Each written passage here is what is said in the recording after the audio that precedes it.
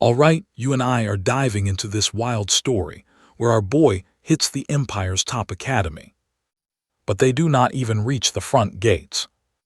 Two totally stuck-up noble brats immediately block them. They start trash-talking about how commoners do not belong here, and just to start drama, they literally shove his mom hard into the dirt. Louis is absolutely ready to lose his mind and teach them a brutal lesson, but his parents hold him back. They tell him to focus purely on the entrance exam and not ruin his future over a street fight, so he forcefully restrains himself. Seeing zero reaction, those absolute bullies look super disappointed. They were totally begging for an excuse to beat up a commoner for fun, but that chance completely slips away. What those jerks do not realize is that deep down, Louis makes a massive promise to himself. Once inside the academy, he will make those nobles pay. Wasting zero time, he heads straight to the testing area. Thousands of hyped-up applicants are already waiting there, and honestly, most are way older. But honestly, that does not faze him one bit. Then the headmaster drops in and announces the exam starts now. The very first test, just climbing up a giant staircase guarded by the academy's senior students. Those golden exam passes are sitting right behind these heavy hitters, and only exactly 1,000 lucky applicants will make it. It is strictly first come, first served. Once those passes run out, game over, and with that the absolute chaos begins. All these kids start sprinting up the stairs, totally thinking this test will be a total breeze. Now watch this closely. One incredibly evil upperclassman stands up and brings pure hell, unleashing a dark, blood-red aura that violently explodes over everybody. It completely terrifies them, dropping kids to the floor as their numbers ring out loud, instantly stamping the word disqualified right over their heads. The rookies in the back are super confused, having zero clue what just happened. But our boy, he knows exactly what this is. Right in the middle of all this crazy chaos, our hero steps up and loudly declares that was not an actual physical attack. That cocky senior simply dropped his heavy aura just to intimidate them. Anyone with a weak mind or low willpower would instantly stumble from fear. The senior instantly spots our boy, recognizing right away that he is totally different and has serious guts. But there are still way too many talented kids out there, and this senior absolutely refuses to let a lowly commoner mix in. Our boy immediately hates this bully's nasty vibe. The senior smirks, saying since a commoner is here, he will make him feel some real pain. He unleashes another massive wave of aura, way bigger and incredibly terrifying.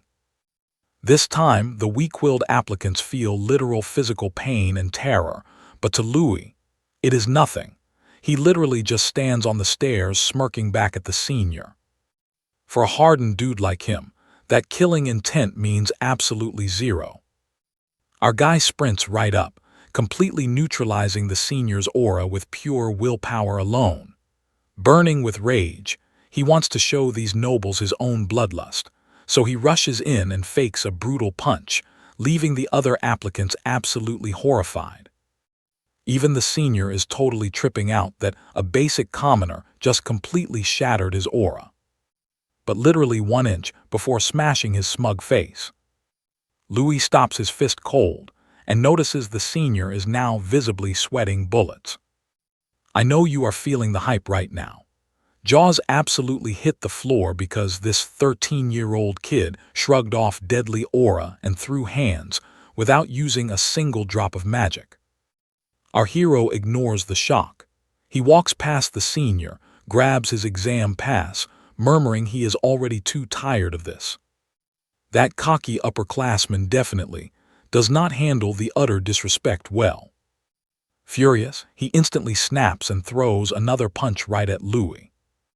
But at the very last second, Louis flawlessly blocks it again, leaving the upperclassman completely terrified and utterly confused.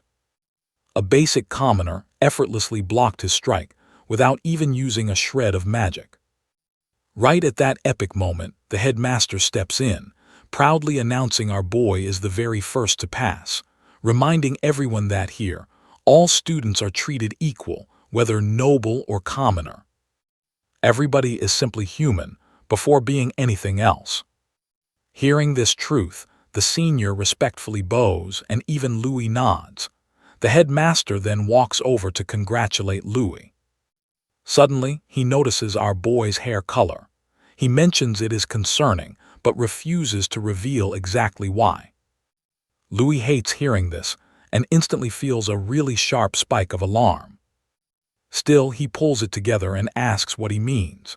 The headmaster interrupts, leaning in closer with a stern look, whispering that if our hero actually gets fully admitted, he will personally prepare a magic potion to hide his unique features. Our boy does not fully understand, suspecting the headmaster might be testing him or just messing with him. He calms down, but trust me, we are gonna deal with that mystery later. Stick with me here. He's gotta focus on the second test now, casually walking away from the principal.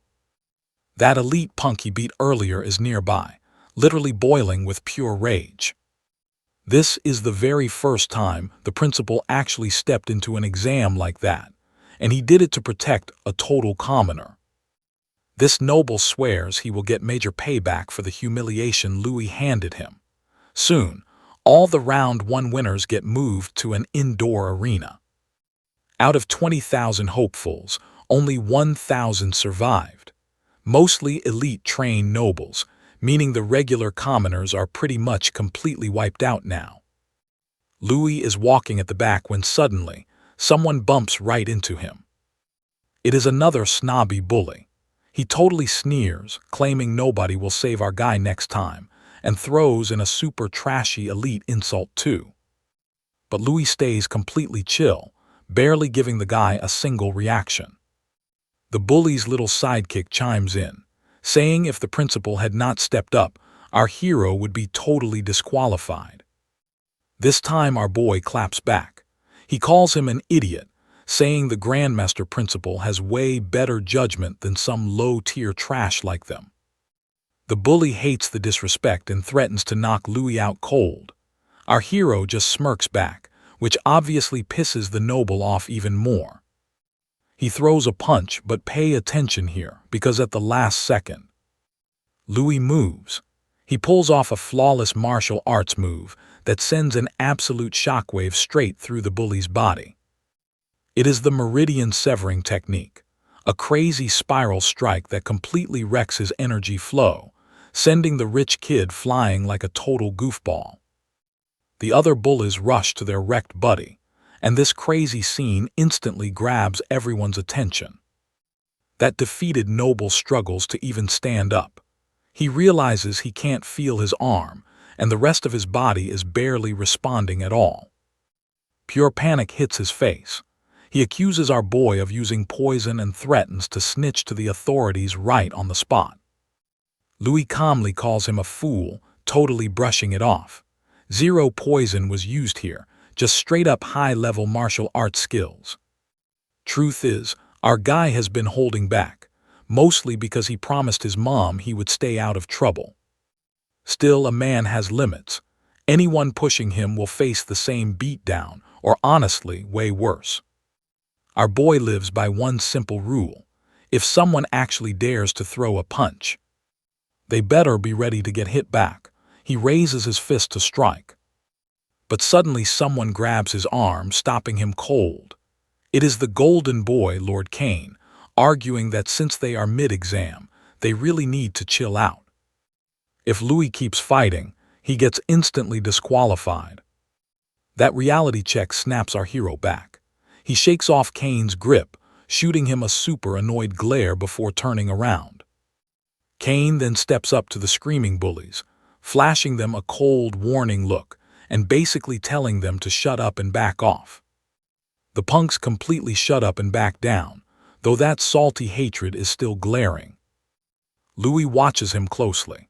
And yeah, I know what you're thinking, Kane is just another noble using his shiny status to control people. But Kane actually calls our guy strong, even suggesting they team up. Before Louis can answer, some crazy fangirls rush over begging to join Kane's squad. Pretty soon, a bunch of dudes start crowding around him like hyped-up fanboys. Our boy takes it all in, but he has zero time to overthink it. Out of nowhere, this flashy little light tornado spins up mid-arena, and Principal Smith just magically pops out from inside it. He announces round 2 is a straight-up power test. Before anyone can blink, this weird glow just burns right on their chests. The rookies look down, totally confused, having zero clue what is even happening. Kane quickly realizes it is an Earth attribute skill. Instantly, an insanely heavy pressure drops onto everyone. It feels like carrying massive boulders. Many are struggling just to keep standing up. Even Kane grinds his teeth fighting to stand up. Then he notices something wild. Somebody is just casually walking forward. Kane forces his head up, seeing Louis effortlessly strolling right up to the stage area. Ready for the next challenge. Principal Smith watches in shock, but there is clear satisfaction in his eyes. Once again, our boy is the first to move. Despite the crushing pressure, he casually walks like absolutely nothing can stop him. Even with 3 or 4 solid years of intense martial arts training. The crazy pressure and pain are barely tolerable for most students, and it only gets way worse the longer they stand there. Kane feels his own bones aching, so seeing Louis just standing there chilling. With zero formal training and not even breaking a single sweat, he absolutely cannot comprehend our guy's actual insane skill level. Smith announces only standing students pass. Trust me, you and I definitely want to see what happens next. Stick with me here. He waves his hand, dropping a bunch of weapons and telling everyone to just grab one. Our boy calmly strolls up and snags a solid sword, while most of these other contestants can barely even stand up straight, let alone hold a weapon. Then the next phase kicks off and boom, a totally unexpected twist. Director Smith announces the arrival of bound life forms. Everyone looks super confused, but before anybody can ask questions, the dude straight up vanishes. Out of nowhere, somebody screams for everyone to look up. They tilt their heads back and see glowing blue creatures raining down all over the arena. They look squishy and bouncy, almost like literal jelly. At first glance, they seem totally harmless, especially compared to those older students from earlier. The rules drop fast. Hitting a slime gets you 1 point, dodging is 2 points, getting a kill 5 points. Your rank depends on points, and only the top 100 advance. At first, some guys are laughing, calling the slimes absolute child's play. Watch this part closely. They attack thinking it's easy, but the second they hit, these slimes go full psycho, rushing them with insane force. That cute vibe totally disappears as they attack wildly, slamming into one student after another. Pure panic rips through the arena as the slimes invade from all sides, turning the battlefield into absolute chaos. Up above, Director Smith and the top examiners are watching the whole mess carefully. One examiner reports that members from seriously powerful families are in the mix, including some top-tier talents tied to the Aranka family and House Hurahan. He also points out some sketchy candidates, especially the guy who snagged first place earlier. Director Smith just smirks, saying he finds that kid super interesting. But the examiner adds that Louis hasn't made a single move for a while, and they're seriously worried he's gonna fall way behind. The other participants notice too, figuring he finally just gave up, but that's so wrong. Right as a slime gears up to ambush him, Louis stays totally chill with his back slightly turned, 100% aware of his surroundings. The second it tries to tackle him, our boy dodges in under 2 seconds. He makes it look completely effortless. And everybody is just mind blown at how easily he moves. I know what you're thinking. He got lucky, right? Not a chance. The slime sparks up and launches a harder attack, but Lewis came prepared. Before arriving, he trained in extreme conditions, even asking his buddies to throw rocks at him. They totally didn't want to hurt him, but he talked them into testing his crazy theory. His past life had a crazy hypothesis. If he trained his brain to zap info from the parietal lobe to the cerebellum, he could instantly calculate attack paths and react. By constantly calculating those trajectories and responding in real time, he believed he could handle literally any strike. So he just stood there while rocks flew right at him and activated his martial arts technique. He calculated the path of every single rock and dodged them with insane precision. His friends were completely shocked and ran over, asking what he just did. Lewis said he used a style called void combat calculation. They didn't really get it at all, but for him, it proved his theory actually worked. Fast forward to the second exam, and our hero activates void combat calculation once again. As the slimes rush him, he calculates their speed and direction in his head. They move fast and hit hard, but the trick is they only travel in straight lines. That makes their angles super easy to predict. He calmly shifts stances, dodging every attack and scoring 8 points in seconds. Then he draws his sword, using the forced cut move. His blade slices the slimes completely clean, splitting them in half for more points. Can watches, stunned, and the examiners look amazed. They can't believe how precise Lewis is at predicting movements. Ken gets super hyped. He realizes Lewis is no ordinary peasant. He's a legit practitioner with advanced combat skills. Ken definitely wants to team up with him, especially since it'll be a massive advantage. Another slime charges our boy, but just as he preps to strike, someone interrupts and they both clash over the exact same target. Lewis frowns, totally thinking that Ken is trying to steal his kill. Trust me, you'll love this duo. Ken clarifies he's stealing from others, introduces himself, and suggests racking up points together. Stick with me here.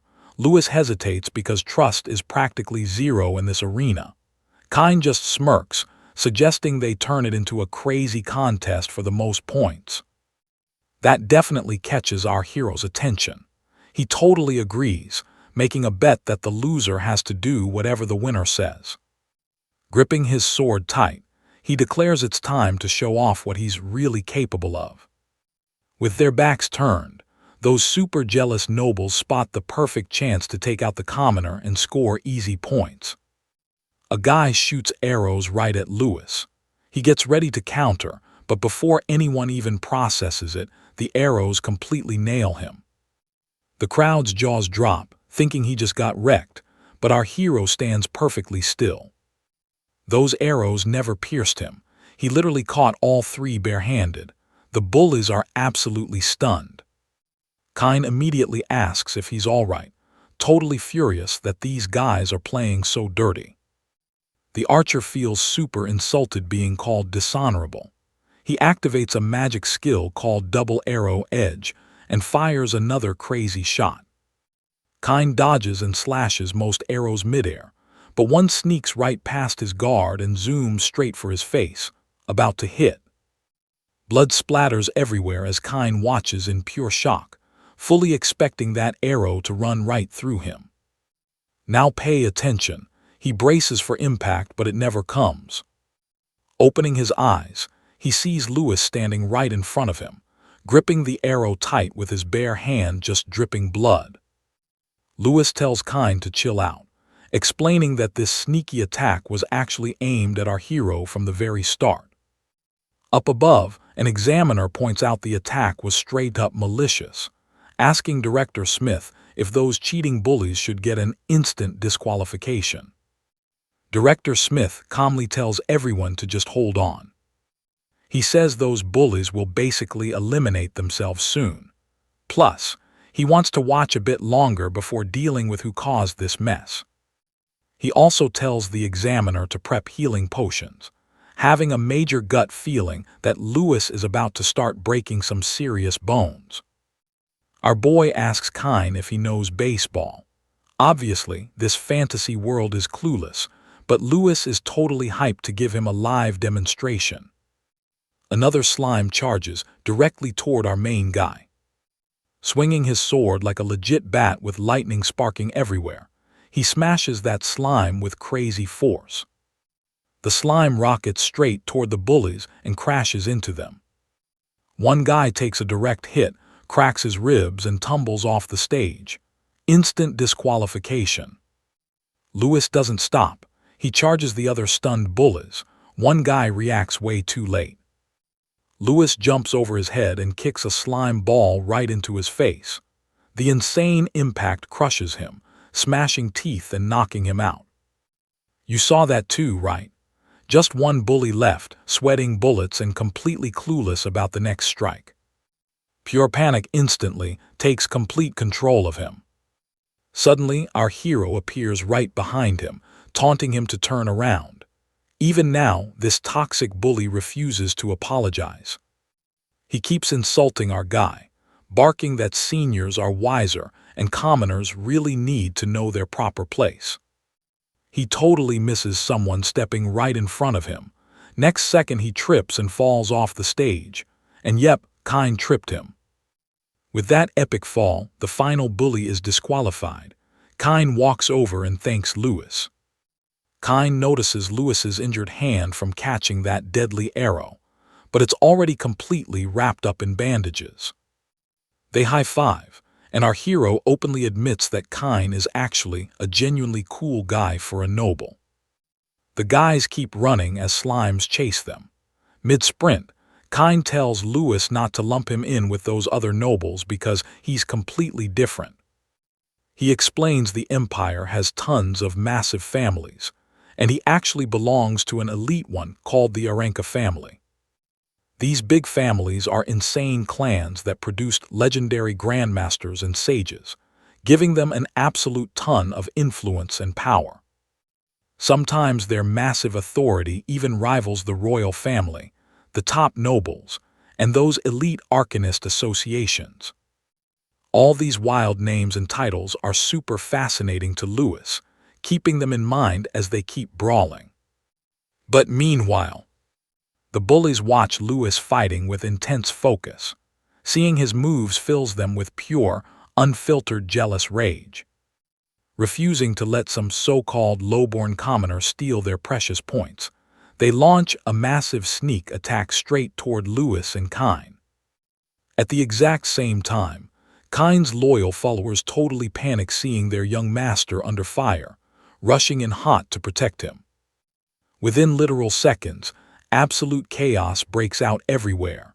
Students who just came to prove themselves are now violently turning on each other.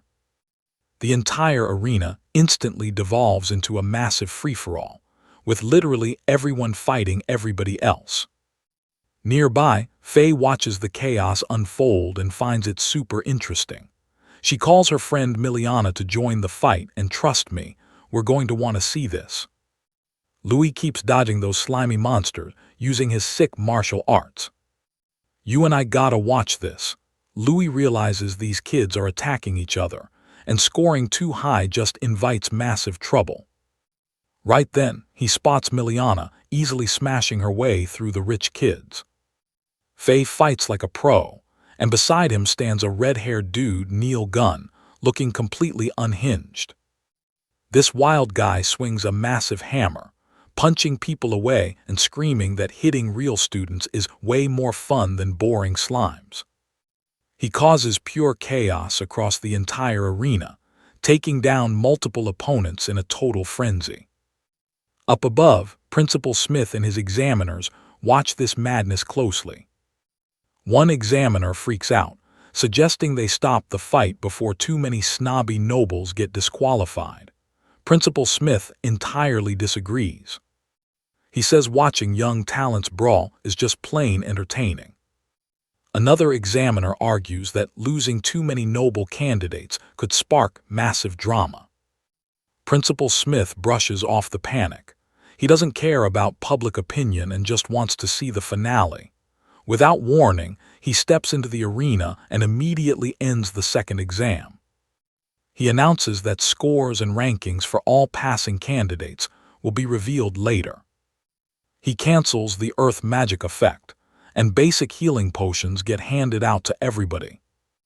Louis stares at his potion. Even a basic healing item costs 3 silver coins, completely out of his budget.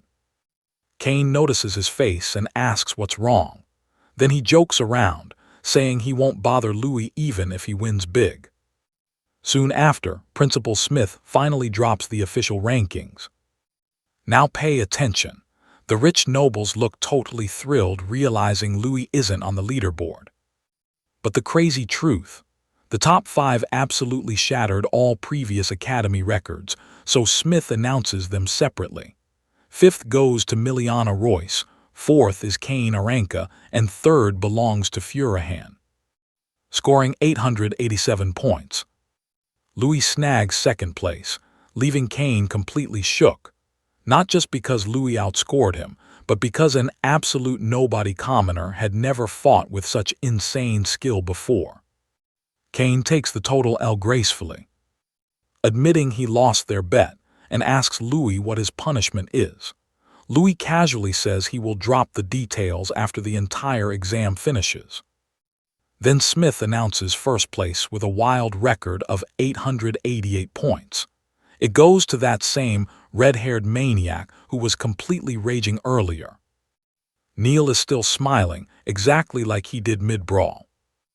Everyone starts whispering about his totally cracked strength, especially since he is another commoner who completely humiliated the noble heir Durahan. Miliana looks stressed seeing Faye shaking with pure rage, but Faye quickly chills out, declaring he would absolutely love fighting someone with that much raw power. Meanwhile, over there, tons of upperclassmen are furiously mouthing because these new nobles actually lost to basic, poor commoners. An examiner mentions getting 2nd place is literally unprecedented since the Academy's founding. Even crazier, both of these top-tier students came straight out of a random orphanage. Principal Smith explains that the official association of arcanists runs that orphanage because true power lives in the masses, having absolutely zero to do with your totally made-up social status like some snobs believe. He then tells everyone who passed this exam to head toward the next location. Let that sink in for a second. While walking, Kane mentions Louis almost took 1st place and wonders who is truly the absolute strongest. However, Louis totally doesn't care and has zero interest in answering that question. Shortly after, the whole crew arrives at the Academy's training grounds.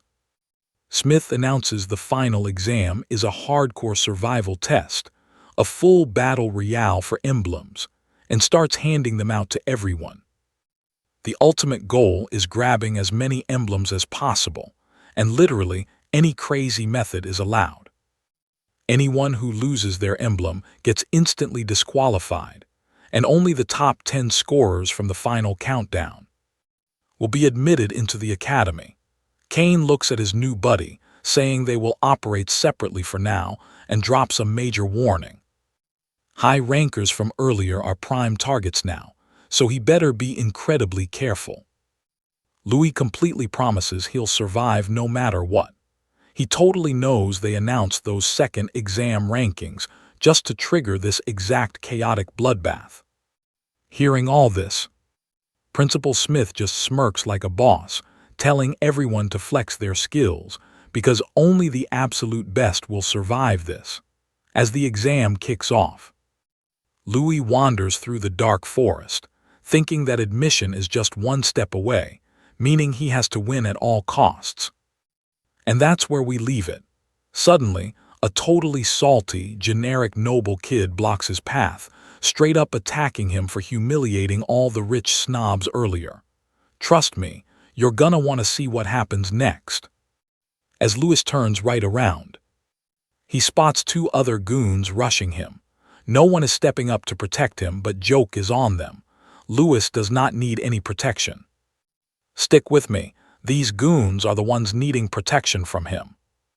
Suddenly, Lewis spots a dude chilling in a tree, aiming a bow right at him.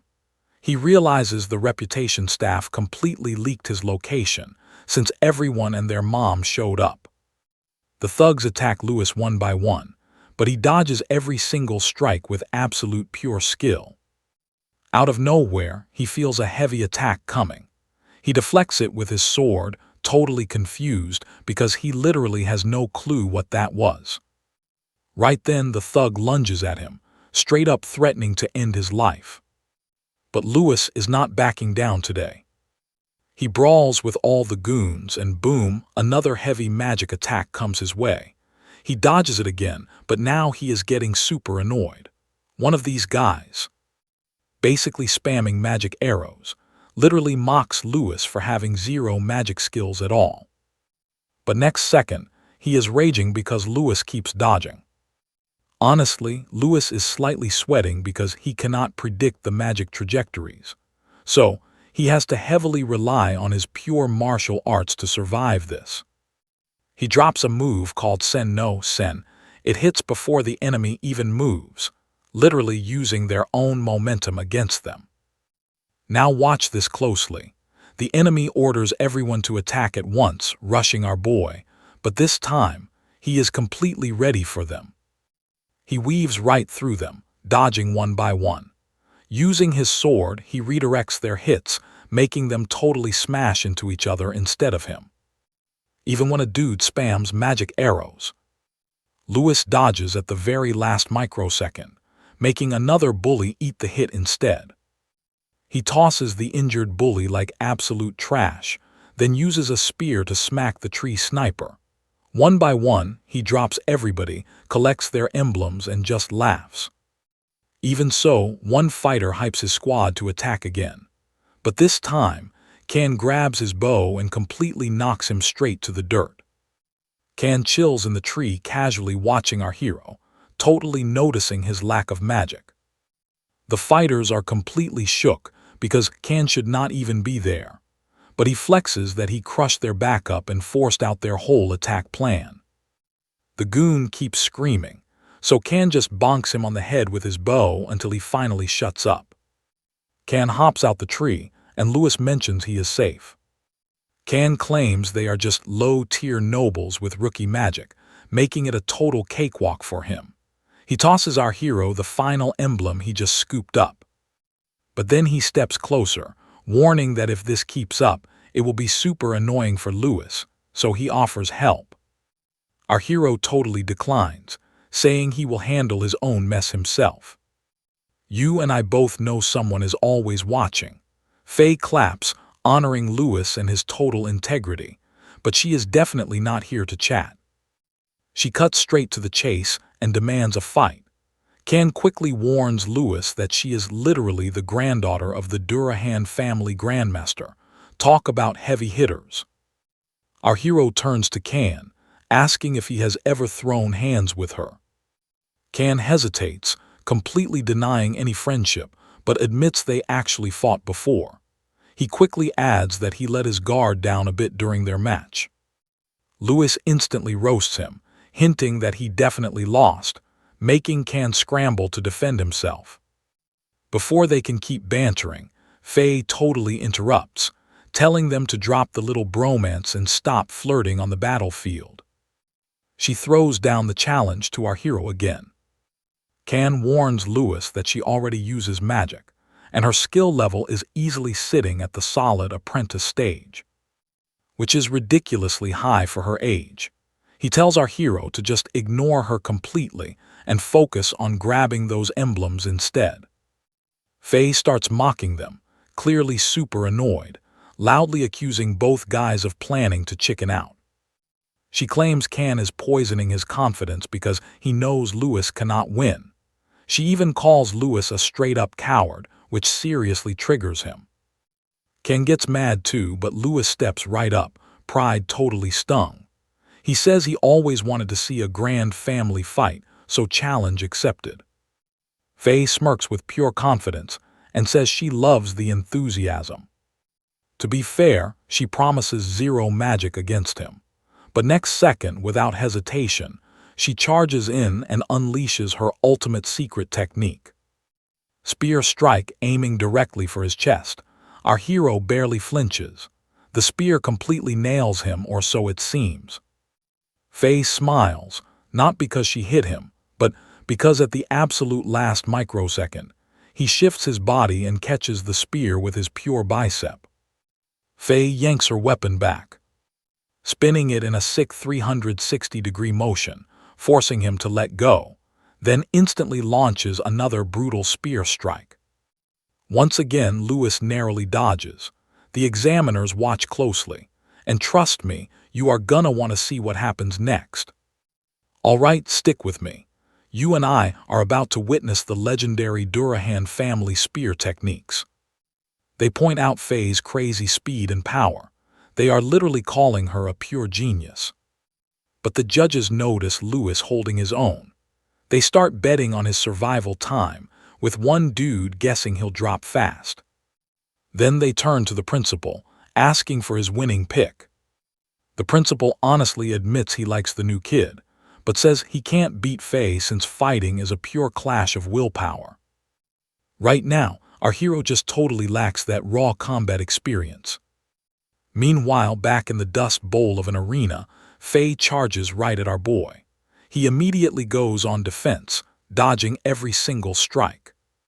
He finally spots a tiny opening and counters Faye, nearly making her drop the spear. This ticks her off, so our guy just leaps right behind her back. She complains she can't believe he actually dodged all that. Not even Can from the Aranka clan managed it, but Lewis finds it easy. If you just watch closely, everything becomes super simple. Faye steps up, daringly launching her secret falling crescent spear move at Lewis. He instantly analyzes the strike, noting how spear skills blend threats. Sweeps, defense, and heavy suppression mixed with crazy range, making it super annoying. Just when things get a bit tricky, he also spots several massive weaknesses in it. Like being totally vulnerable in close quarters combat. He just needs to time it perfectly, rush Faye and strike. Finding the perfect opening, he attacks, but Faye instantly dodges out of range. She lunges back, claiming her family's spear has 0 weak points, whipping up a literal tornado. The judges realize Faye is packing some insane talent. Even the Durahan family grandmaster only learned this special technique at 16. Mixing magic with spear skills, Faye completely outclasses her entire peer group. Now pay attention here, it looks bad, but our guy still has some wild tricks hidden up his sleeve. He busts out a sword net technique. Apparently, the other big spear weakness is burning too much stamina. If our hero keeps defending perfectly, a golden opening is bound to appear. But he totally misses that his blade is cracking. Faye gets super annoyed he keeps fighting. He finally spots a gap and strikes, but his sword randomly snaps right there, leaving absolutely everyone confused. Faye even calls him impressive, admitting a solid blade would have guaranteed him a successful counterattack. Meanwhile, Lewis is just thinking his luck is total trash. Faye totally realizes Lewis has been holding back, and he apologizes, calling it a bad habit since he prefers watching before going all out. Now that he's seen enough, things get deadly serious. Faye assumes it's over without his weapon, but Lewis is ready. He is way better with his fists. Both fighters gear up.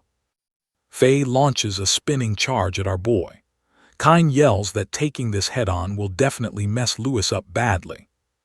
But our hero, totally zoned into his own martial arts, actually manages to stop Faye's spear dead in its tracks barehanded. You and I both saw that right. The judges are equally stunned because that strike ignores defenses, yet they cannot understand how this kid blocked it so smoothly. Principal Smith is straight up speechless now. But Faye is not done yet. She kicks the spear free, grabs it, and charges again, unleashing an even crazier attack that strikes from every single angle. But suddenly, Lewis hits slow-motion focus mode, deflecting every single blow with just his bare hands. Faye is totally lost, and Smith is shocked, realizing our boy is countering the spear with a bizarre method nobody has ever seen before.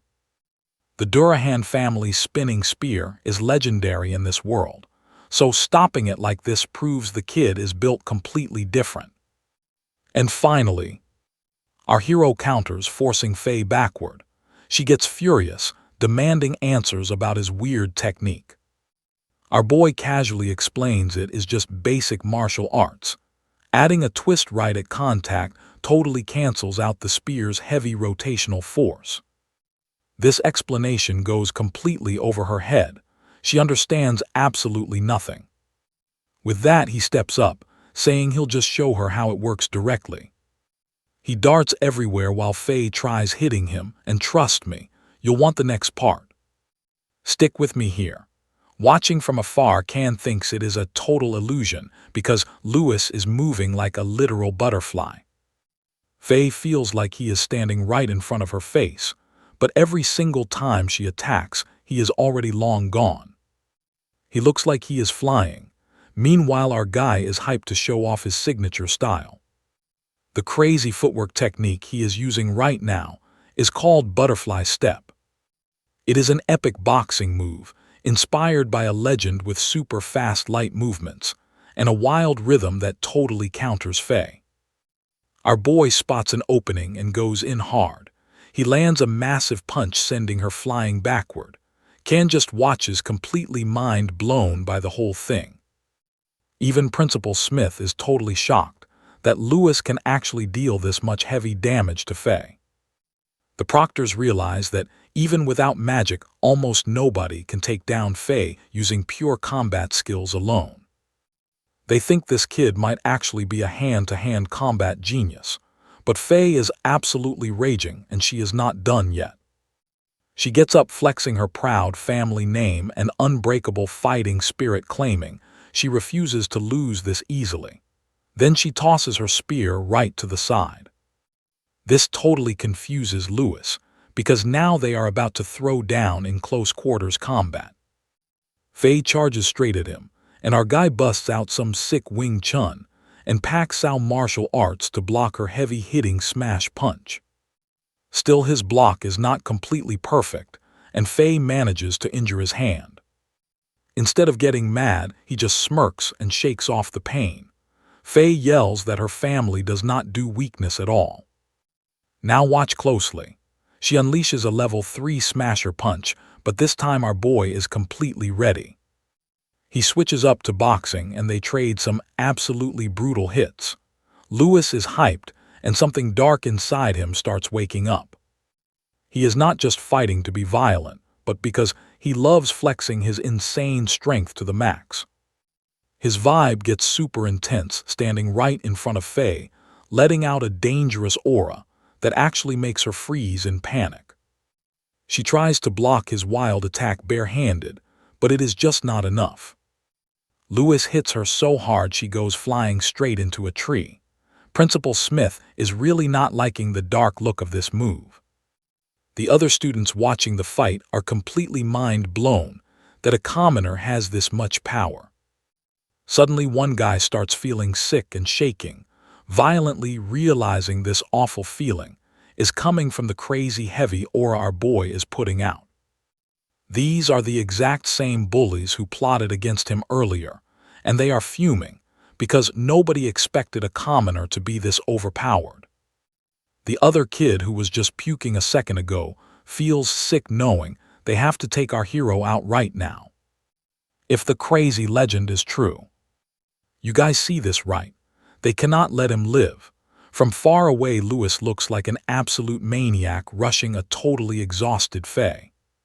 She barely gets time to defend before Lewis throws another massive punch, sending her flying backward all over again. He charges right at her while she is still helpless on the ground. It is super clear his power and speed are on a whole different level, and there is zero chance she can win in this bad state. He winds up to strike, and at the very last second, fearing for her life, she busts out arcane martial magic to defend and counter. The crazy impact sends them both flying hard in opposite directions. Suddenly, our boy is back to being calm and collected. He stares at his bruised hands and silently thinks about how insane magic really is. Can runs over fast asking if he is okay. Our guy says he is fine, but honestly he is not too sure about Faye. Right at that exact moment, the salty bullies hiding behind the trees finally step up and loudly accuse our hero of losing his academy emblem, screaming that he is officially disqualified. Lewis looks down in shock and realizes his emblem has been burned completely into dust and ashes. Can jumps in right away to defend him, insisting it was just an accident. The bully smirks like a jerk, saying the principal saw everything, so Can cannot help a commoner cheat his way through the exam today. He steps right up, telling our guy to drop everything and orders him to leave because he is ruining the test. He keeps insulting him to get out, but surprisingly Faye completely stops them. Everyone just stares at her. Lewis is amazed seeing her beaten up but still standing. The bully asks if she is seriously trying to protect a commoner, warning that she will get disqualified for breaking rules. Faye does not care about his trash opinion at all. She admits our hero totally won the point and that she accidentally used magic. She actually apologizes for it. Can seriously cannot believe what he is hearing right now. The almighty Faye apologizing to our hero. But Lewis also says sorry, admitting he lost control earlier, so he should really be the one apologizing here. Faye accepts it, but trust me, we would also be salty about losing. All right, you and I are diving in. She claims he forced her hand with magic, but still wants a rematch before official enrollment. The bully just laughs, reminding them he already scored 4 emblems, meaning Lewis will not even qualify. But then, get this, Faye literally rips a strip of cloth off her outfit and hands it to Lewis. It proves she gathered 14 emblems. And just like that, our hero is instantly beating the bullies. Before bouncing, she totally roasts Can, telling the punks that weaklings have no business passing, and the real ones definitely should not fail. She refuses to let that garbage injustice slide. Raising her spear, she reminds those fools that only 10 people get to pass. Her new mission: snag way more than 14 emblems to lock in her spot. Can smirks, admitting he was basically planning the exact same play. They both rush straight back into the madness, super hyped to farm more emblems, qualify for the academy, and finally settle their crazy little bet. Our hero just chills there, watching his 2 new allies sprinting away with a slight smirk on his face. What he totally misses is Director Smith, and an examiner literally dropping from the sky just to have a chat with him. The boss walks up to our guy, calmly laying out the facts, since his emblem got completely torched during the brawl. He is disqualified and escorted out. Lewis accepts it, 0 arguments.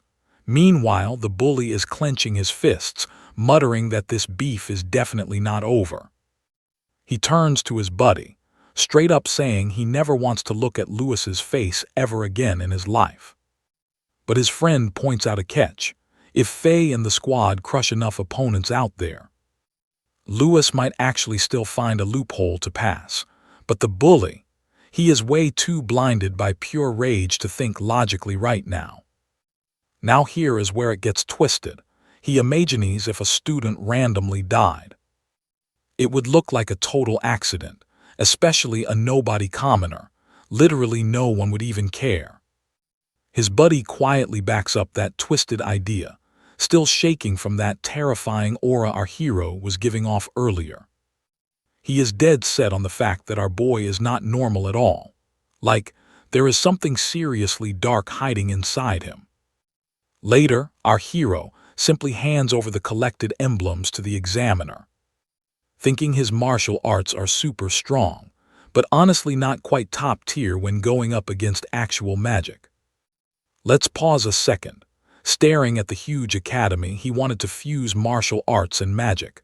But right now, you and I know that is looking rough.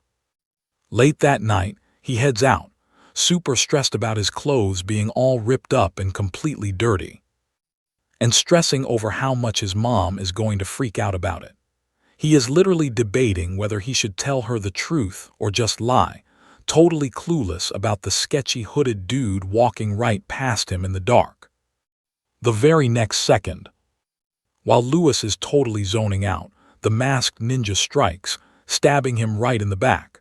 But Lewis instantly kicks the assassin miles away. The ninja is shocked, asking how he knew. Lewis can smell his bloodthirst. Suddenly, another guy drops in, mocking his chill attitude while facing death. Our main guy realizes these goons are actually high level, so he needs to go absolute goblin mode, especially with that extremely dangerous boss watching from afar. Right then, the first ninja dashes in for the kill. But come on, Lewis is way too fast, smoothly dodging every single knife slash like it is nothing. He totally disarms the dude, smacking the dagger right out of his hand and dropping him. The ninja tries to hit Lewis with a kick technique, but totally whiffs and jumps back to group up. He starts hyping up our hero's crazy superhuman reflexes and insanely advanced combat skills to his squad, mentioning that it perfectly matches the intel they got. This gets our boy curious about what kind of files they have on him. The ninja admits his close combat is ridiculously impressive for an apprentice, but straight up says fists will never beat actual magic. Just like that, the squad gets into formation, raining down a nasty combo of heavy crossbow bolts and wind magic. Lewis gets caught off guard, barely surviving as those magical arrows blast huge holes through the trees. Wait, hold up. These are the exact same wind arrows those academy bullies were spamming at him back on the battlefield. Knowing things are getting seriously deadly, he pops a specific breathing technique, using his internal Kai to massively buff his physical stats and explosively awaken all of his hidden, overpowered abilities. Then he unleashes absolute godlike power and speed, rushing the ninjas right as they fire another blast. He dodges the magic arrows so ridiculously fast they literally cannot even track him. Lewis is insanely quick, kicking and rolling through the absolute chaos. Our boy is dominating until a ninja suddenly parries his strike, sending a massive shockwave of pure, sharp pain shooting straight up his arm. That is when he realizes the boss he sensed earlier, actually terrifying. He is totally surrounded by pro killers. Trust me, you are going to want to see what happens next. Stick with me, all he can do now is just desperately defend himself. He tries his best, but a few magic arrows actually tag him, forcing Lewis straight down into the dirt. The ninjas let out a huge sigh of relief. Just shooting at this kid left them totally wiped out. Still, they are absolutely mind-blown. How is a random commoner causing way more trouble than an average magic apprentice? One guy confidently walks up to him, totally clueless that Lewis is just faking being knocked out cold. Boom! Lewis snaps his eyes open and unleashes pure hell, jabbing his fingers into the ninja's throat and sending him flying. The boss ninja literally cannot believe Lewis used the oldest play-dead trick in the book just to bait his enemy. But honestly, he is super impressed by the crazy composure of someone this young. Lewis aims his crossbow at him, straight up asking why he doesn't care that his own apprentices are being brutally killed right in front of his face. The boss just replies super coldly that he really doesn't care what happens to literal trash. Lewis fires away, but the boss deflects everything effortlessly. Now watch closely, because he randomly summons a massive magic hammer. He casually mentions that if it weren't for some mysterious client's strict orders, he'd totally make Lewis his personal student, saying that he swings the massive hammer right at Lewis. Lewis blocks the hit at the very last second, but the crazy impact still launches him into the sky. While Lewis is completely airborne, the ninja boss flies right up to him and completely bodies him with that magic hammer again, sending him violently crashing straight down into the dirt. As he strikes, he admits that Lewis's skills easily surpass a normal magic apprentice. But in the end, Lewis is just a rookie and totally nothing compared to a high-ranking powerhouse like himself. While Lewis is face down in the dirt, the assassin rushes him, but instantly feels something is super wrong. Once the dust totally settles, he realizes Lewis is already locked in a defensive stance. The dude is completely stunned that the kid is actually still breathing. Lewis is literally surviving purely on insane willpower and hardcore mental toughness. He flat out refuses to die here. Still, this ninja is hellbent on finishing the job. He spawns a massive coffin-shaped rock, an arcane martial art called the Celestial Hammer, and hurls the whole thing straight at our boy Lewis. Absolutely terrified, Lewis thinks about his family and his own precious life. He thinks about how he desperately wants to master magic, protect the people he loves, and rewrite his destiny no matter what it takes. As these epic thoughts flood his mind, something snaps deep down inside him, and his aura completely morphs. That exact same insane energy that exploded from him earlier starts rising up again. Instead of defending, Lewis goes on the offensive, fully believing he will survive. His massive punch totally clashes against the ninja's hammer, absolutely shocking the assassin with the insane raw force behind it. A massive explosion triggers from the impact, and when the smoke finally clears, Lewis is just left on the ground coughing. The ninja isn't done. You saw that too, right? He suddenly realizes he's fighting this kid on totally equal ground. With Lewis unlocking his true hidden power, the ninja finally gets exactly why that mysterious client hired him to take Lewis out. Even so, he steps right up, gets up close to Lewis, and raises his huge hammer, fully gearing up to deliver the final killing blow. But right at the very last second, a literal lightning tornado drops down, making the ninja completely miss his attack and stumble backwards. He finds himself trapped by spinning lightning, totally confused about what is even happening until it completely swallows him up, leaving him brutally injured. Lewis watches everything from the ground, totally confused as he sees Principal Smith descending from the sky.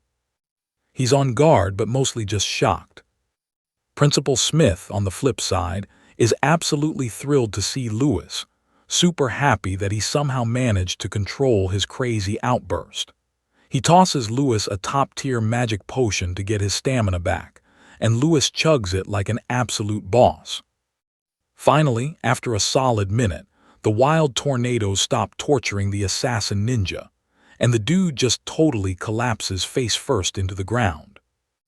Principal Smith furiously marches right up to him, demanding to know who gave him the authority or the pure audacity to attack an academy examinee.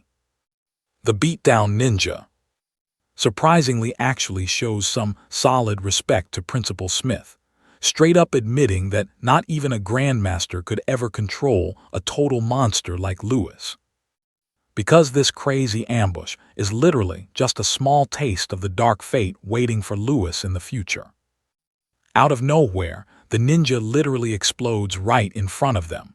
The principal is totally stunned for a second, but then realizes that since the ninja pulled a self-destruct move, this totally screams Assassin Guild.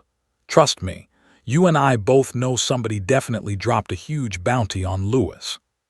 Still, he really hopes he's just overthinking it all. Meanwhile, Lewis bounces right back on his feet, completely amazed that the advanced healing potion fixed him up perfectly. He is genuinely hyped about the results, noticing that even his shattered bones are fully restored. "All right, jump in with me."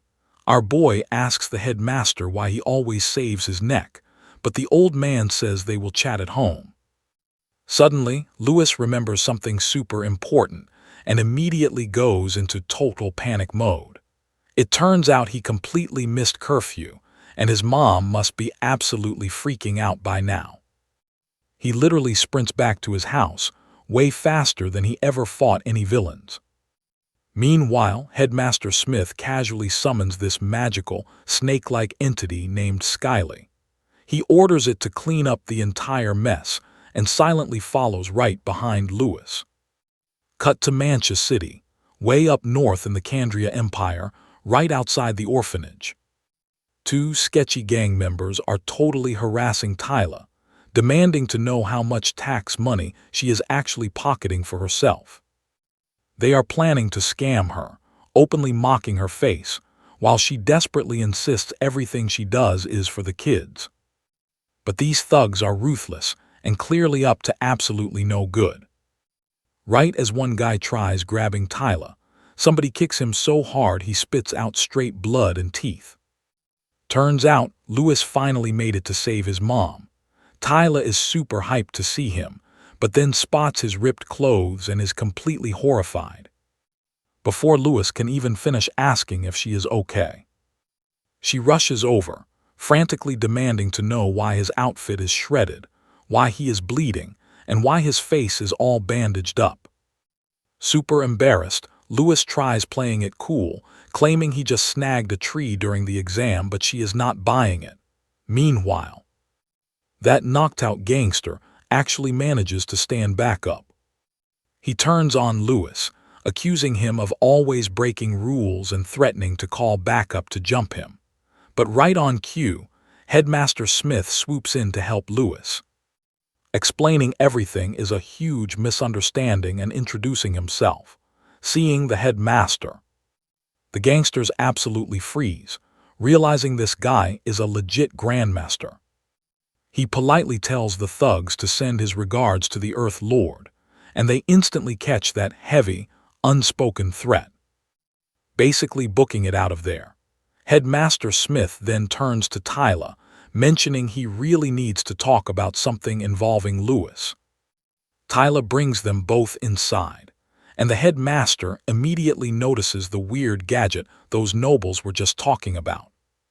The crazy part is it moves completely automatically, without using any magic. Now look closely with me here. He realizes automatic devices are rigged absolutely everywhere, literally from the ceilings to the floors. Even Tyla is thrilled, admitting she has no clue how Lewis built all this, but she is super happy because he made their lives way easier. Then she figures that since the headmaster showed up personally, Lewis must have done something incredibly awesome during the exam. Headmaster Smith actually finds that totally hilarious, because honestly, Lewis shattered expectations way beyond imagination. He marvels at a rare talent he has only ever seen once before in the Ga scriptures. Apparently, back when humanity was crushed under the tyrannical rule of monsters, only one absolute genius emerged, guided by the goddess. He mastered elemental essence, invented arcane martial techniques, and 5 years later, alongside his epic crew, wiped out the monsters, saving humanity from total extinction. The massive anniversary of this epic victory became the foundation of their entire calendar, later perfectly known as Liberation Day, marking humanity's ultimate triumph. In those Ga scriptures, this legendary guy is literally called the first hero. Tyla is in complete awe thinking about this great hero. Meanwhile, Lewis is left wondering why everyday folktales never ever mention a figure like that. The headmaster clarifies the hero pops up in totally different forms across other scriptures, described as a dude with jet black hair and pitch black eyes. Hearing this, Tyla goes dead silent, super protective of Lewis, and even he is surprised by her sudden reaction. We are hitting a major pivot here. Smith adds this massive secret is only known by humanity's absolute top brass. Because even though the hero saved everyone, he also fell victim to the dark, twisted madness living inside his own heart. He started slaughtering people, committing the unforgivable sin of murdering his own teammates. After descending into total madness, he was just completely erased from human history. That internal madness basically became a terrifying universal warning. Hearing this heavy lore, Lewis stares at his hands, remembering every single time he felt himself losing to his own dark urges. Headmaster Smith stands up, fully recognizing how serious this situation is, and firmly explains that across every single country, anyone born with black hair and black eyes is instantly eliminated just to prevent a threat like that from rising again. He turns to Lewis, asking if he actually believes he can fool everyone just by dyeing his hair. Lewis's dedicated foster mom, Tyla, steps forward, realizing this whole intense discussion is actually about her decision. She openly admits she was the one who told Lewis to dye his hair, not trying to hide it. So here's our takeaway. She feared the absolute worst, personally guaranteeing that Lewis is truly a good kid. All right, stick with me here. Lewis stays totally chill, figuring if the director wanted him dead, it would already be game over. He is here for a reason. Director Smith just smiles, super impressed that a 13-year-old kid actually resisted his inner madness and totally mastered it. He sees the real qualities of a brand new hero right here. Hearing this, Lewis wonders what being a new hero even means. The director explains that this whole peaceful vibe, completely fake, a massive, terrifying darkness is actually lurking. Watching him back in the exam room, he thought those old legends were total nonsense. So, he decides to personally train Lewis for humanity's sake, tossing him an apple which our boy instinctively catches without breaking a sweat.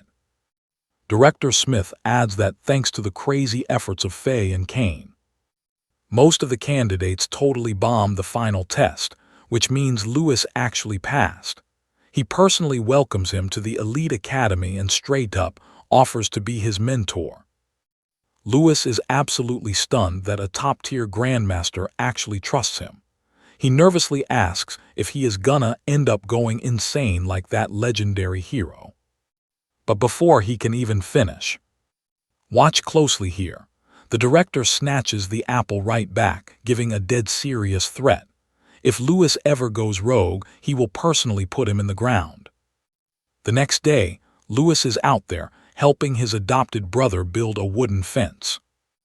The guy simply cannot believe Lewis scored a personal VIP invite from Director Smith. He keeps hyping it up as this unbelievably massive honor. But Lewis knows there is way more to the story. Yesterday was straight up a warning, though he keeps his mouth shut so he does not stress his brother out at all. His brother just keeps rambling about tuition fees, the uniforms, the crazy dorm costs, and literally every detail about the academy. But Lewis is totally stuck thinking about that first hero. What kind of insane connection could he possibly have with a legend, considering he is just a basic noble kid?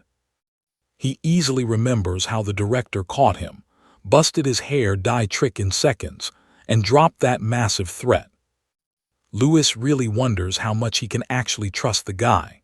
The night before, while he was walking alongside Director Smith, right after their chat, Lewis straight up asked why he let his mom hear everything, knowing full well it would freak her out. The director simply explained that she needed the cold truth. I know what you and I are thinking right now. Calling his mom a burden is super harsh. Lewis hates it too, but the director warns his secret identity puts everyone in massive danger. As a mom, she needs to toughen up, letting him face the real, brutal trials that are just starting. And with that, the director literally flies away. Lewis thinks it over and realizes the old man is actually right. He seriously needs to level up for absolutely everyone's sake. Soon, little kids run up to Lewis, laughing happily. Tiny Lana hugs him, crying and asking if he will ever return. Lewis calms her down, saying of course he will. He promises to come back and bring friends home for the holidays. This is home. They do a cute pinky swear that Louis holds super close to his heart, but suddenly someone calls out his name. A fancy, noble butler shows up, explaining he serves the Aranka family, and that young Master Anakin wants to invite Louis over. He hands Louis a totally legit-looking invitation. It turns out Kane just wants to level up their friendship before the crazy school year starts. Super hyped, Louis accepts the invite and hops into the carriage. Over in the Candria Empire's city of Hartson, Louis finally steps out as the butler respectfully bows down. This is the Aranka family, a massively famous, top-tier noble house, and their wild wealth is everywhere. Honestly, Louis is 0% ready for the absolute size of this crazy mansion. His jaw literally drops in total shock, realizing Kane seriously comes from insane money and power. Right as he is about to step inside, someone shouts his name. It is Kane, running over totally hyped. He almost tackles Louis with a hug, yelling that they are classmates now. Louis totally congratulates him for causing massive chaos in the final exam. He even says thanks, since he only passed because of Faye and Kane. He completely drops their old bet, calling it even. However, Kane waves that off, saying that is a totally separate deal and the bet is still on. Plus, Louis already had the skills to pass anyway, and the craziest part, he actually got the nod of approval from Faye, which is super rare. Walking inside, the maids respectfully bow to Kane and Louis. Kane explains that since they never got to actually throw down during the exam, he wants a quick sparring match before school starts, just so they can really test each other's skills. He also mentions that since Louis wants some early tips about the academy and math, they can totally help him out. Louis loves the idea, but someone suddenly interrupts. It is Kane's mom, standing right there on the stairs, clearly furious about who her son brought home. Kane quickly tries to defend Louis, calling him a good friend. But she just glares, freezing him solid. Trust me, you and I are gonna want to see what happens next. Stick with me here. She marches downstairs, throwing straight-up insults at Louis. She claims she always told Can to pick his buddies wisely, and that the Aranka family doors aren't open to just anybody. A broke commoner like Louis, nowhere near worthy to hang with Kane. It's a complete insult to their family name. She says he should be training to get stronger, not hanging around with broke commoners. Can is beyond embarrassed hearing his mom insult Louis straight to his face. Before the poor guy can even respond, she steps right up to Louis, demanding to know his real agenda for getting close to her son.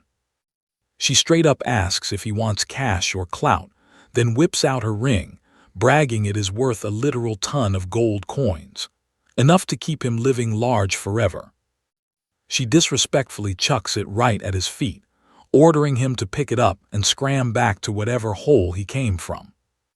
Seeing this mess, Can cringes super hard and begs his mom to stop trashing his best bro. He apologizes to Louis, but then totally freezes when he sees Louis actually bending down to grab the ring.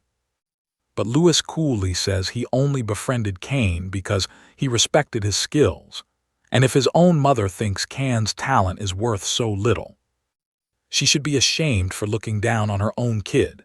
Can is mind blown by that Uno reverse card, while his mom goes completely nuclear, screaming for the guards to throw Louis out.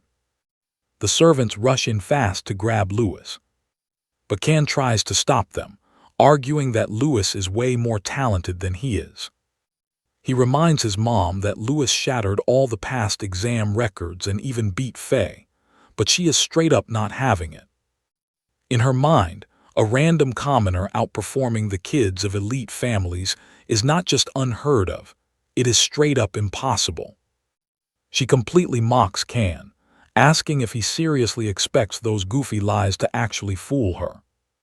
Can insists he is not capping, and Louis chimes in, saying that if he sticks around, Can will level up even more. This sends Kane's mom into absolute orbit. She cannot fathom a lowly commoner talking back to her face like that. Her yelling echoes everywhere. But then, boom, the heavy doors swing open and a mysterious figure walks right into the palace. Now watch closely, things get wild.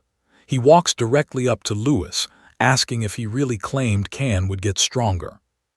Everyone turns to look, and Can's mom is absolutely mortified. Standing right there is her husband, the big boss of the Aranka family. She stutters, calling him William, and rushes over, claiming they should just go because Louis will never reach their level. But William completely swerves her, walking right past to his son, who respectfully bows. Louis politely greets him too, quickly realizing that Grandmaster William is radiating an insane aura, completely on par with Director Smith.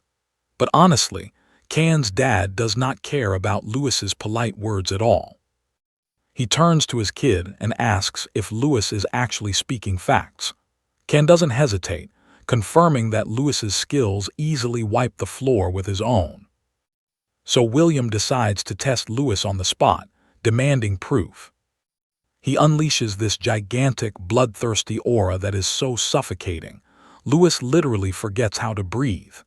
It feels like a massive lion is staring straight into his soul, tearing it apart.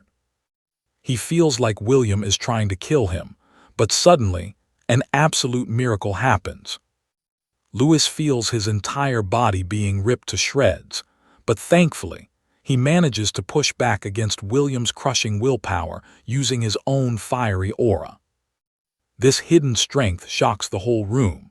He honestly never expected this insane level of power from a certified grandmaster. But hey, thanks to his years of grinding and hunting monsters, he has built up some serious resistance against that kind of killer intent. If this is just the warm-up, things are about to get totally wild. With that, Louis gathers up his aura and blasts it outward with so much raw energy that even William is visibly caught off guard. You and I both feel the hype here. To William, Louis looks like a terrifying dragon facing his lion. The two beasts stare down and then, boom, they violently clash. Kane is absolutely losing his mind over his friend's massive power flex. Louis actually manages to survive the showdown, but eventually he drops to a bow, completely drained of energy. Kane rushes over in a panic, asking if he is all right, but Louis just laughs it off. Seeing this gutsy attitude finally makes William look at him with real respect. William straight up asks why he wants power. Louis answers honestly that he just wants to protect his family. Without another single word, William turns around to leave. As he walks away, he casually tells his son that his willpower is weak, and he really needs to learn a few things from Louis. Hearing this massive plot twist, Kane's mom absolutely cannot believe what her husband just said. She chases after him, begging him to rethink this, but William hits her with the hardest ignore ever.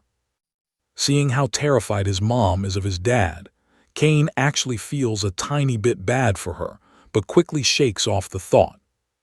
He turns back to Louis, hyping him up to hit the training grounds and start the real fun. Cut to the outdoor training field.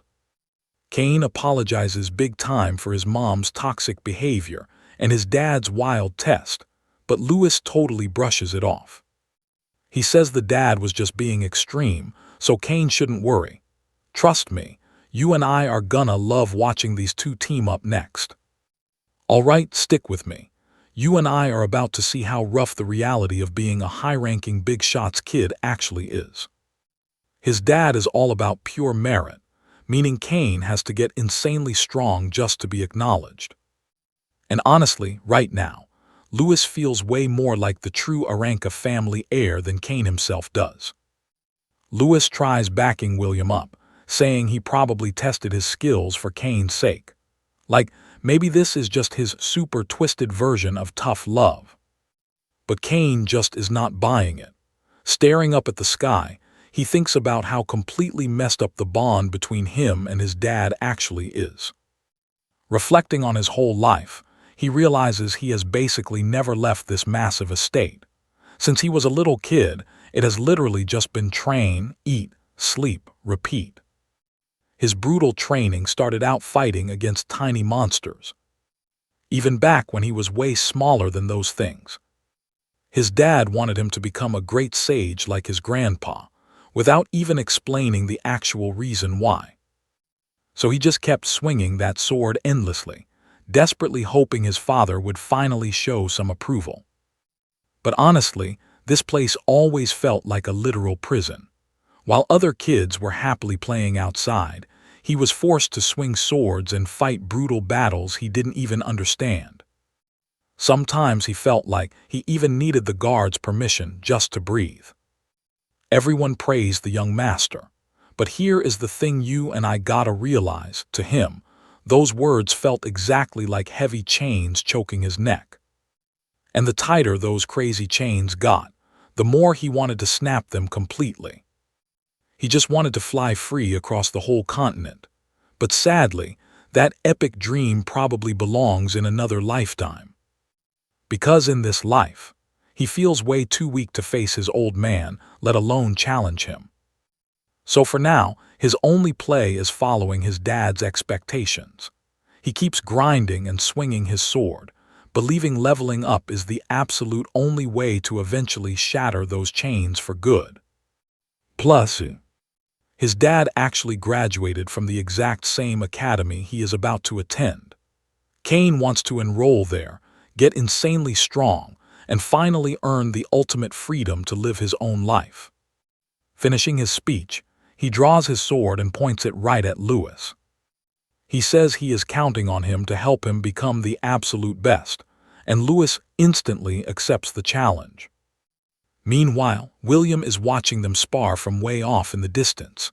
He asks his loyal butler about that background check he ordered earlier. The butler confirms that Lewis is absolutely not your average, everyday kid. Because during the exam, he busted out some totally mysterious combat techniques that literally nobody had seen before. He did not just shatter old records. He utterly defeated Faye without a single drop of magic, while Faye was blasting spells. Plus, the headmaster highly respects him. The guy apparently fought off the assassin guild last night just to keep Lewis totally safe. Hearing this insane report, William realizes Lewis is built different and is basically a massive magnet for trouble. The butler basically asks, why let a walking red flag hang with Cain? And honestly, you and I are probably wondering the exact same thing. But William actually has completely different plans for his boy. He knows trouble magnets attract pure danger, and facing crazy life-or-death challenges is exactly how people level up and get way stronger. He totally believes Cain will get an epic power boost from the wild experiences of sticking near Lewis, while he is explaining this to his butler. Lewis easily takes down Cain, until Cain finally unsheathes his blade and straight up tells Lewis to come at him with absolutely everything he has got. Watching all this from afar, William silently admits his son actually has a way better eye for judging real talent than he ever thought. Cain dashes aggressively toward Lewis, busting out a flashy martial arts technique called Wind Rush. At the absolute last second, Lewis does not just block. He throws a punch so insanely close to Cain's face that the guy does not even register the brutal counterattack coming. It is only when Lewis's finger literally grazes his cheek that Cain finally realizes what the heck just went down in that split second. Lewis casually mentions the acceleration magic is a solid technique, but his attack patterns are way too linear and super predictable. Cain is totally stunned. Even using magic, Lewis managed to counter him with zero effort. And that is exactly when it hits him how Lewis managed to completely wreck Faye earlier. But Lewis looks deep in thought. When Cain asks what is up, Lewis hits him with a wild question about whether his fighting style feels weird. Kane says nothing feels off, because these techniques are literally the secret arts passed down by the Aranka family. Both his dad and grandpa mastered them and became absolute beasts, but that is not what Lewis is talking about at all. He says there might be a completely different path for Kane to take, unlike his dad or grandpa, and Kane can barely process what his buddy is telling him. Lewis grabs a dagger from the rack, asking Kane if he wants to shock his dad. "Trust me, you and I are gonna love what happens next." At that exact second, let's dive right into this. William figures it out as both guys jump up and rush him with zero warning. A bit earlier, Lewis gave Kane a martial arts crash course. Speed is the ultimate weapon. It is not just about moving fast, but reacting and deciding instantly. He thinks back to Kane during the second entrance exam. His natural speed perfectly matches his brain attribute support magic. But thrusting techniques are super hard to master. Just because his grandpa rocked them does not mean Kane has to do the same. That is exactly why Lewis hands him twin daggers. He explains that Kane's dad stopped leveling up as a grandmaster because he totally nerfed his own talent by just copying the same old style. Kane does not need to make that mistake. To really flex his true potential, he has to completely switch up his combat style. Lewis asks if he is ready. Kane loves the idea, saying Lewis is not like other stuck-up nobles. He will do anything for freedom, even if it means learning brand new moves. The two bros laugh, chilling with cigarettes while plotting to jump Kane's dad just to prove Kane's absolute skill and raw determination. And that is exactly how they ended up rushing straight at William. Kane pops his wind magic for a speed boost, and both charge at William. The butler is freaking out because William is not reacting, but William just tells him to hush. Now watch closely here. Right as Kane strikes, William calmly blocks and dodges. He does the exact same to Lewis. Lewis just keeps swinging wildly. He knows daggers are super fast and nimble, and he wants to milk that advantage, mixing his pure skill with the sick butterfly step technique. He tries to outpace his opponent's reaction time and drop max attack power in a split second. William is slightly shook seeing Lewis use the butterfly step, but quickly parries and dodges every single hit. Meanwhile, Kane spams wind magic to launch into the air again, attacking William from the blind side. Kane feels way lighter using daggers, almost like he is flying like a bird. He is obsessed with his new weapons. Mixing daggers, combat tech, and wind magic gives him an insane power rush. Mid-fight, he claims he found his true martial path, but William shuts it down, blasting his aura and sending the boys flying. He is mad Kane ditched the Aranka technique and calls him naive. Both dudes bounce right back up, but with just one single wave of his hand. Kane's dad stops the dagger cold before impact, shoving Kane back and calling his own son a coward as he lunges. Kane remembers Lewis saying falling back is not a weakness, it is just smart battle tactics. If he has to, he will. Kane decides to back off for a second before attacking. Once he catches his balance, he rushes his dad again. Right as William goes for the grab, Kane vaults over his head like a mini tornado using wind magic, striking from behind. Instantly, Lewis moves in for another combo attack. I know what you are thinking.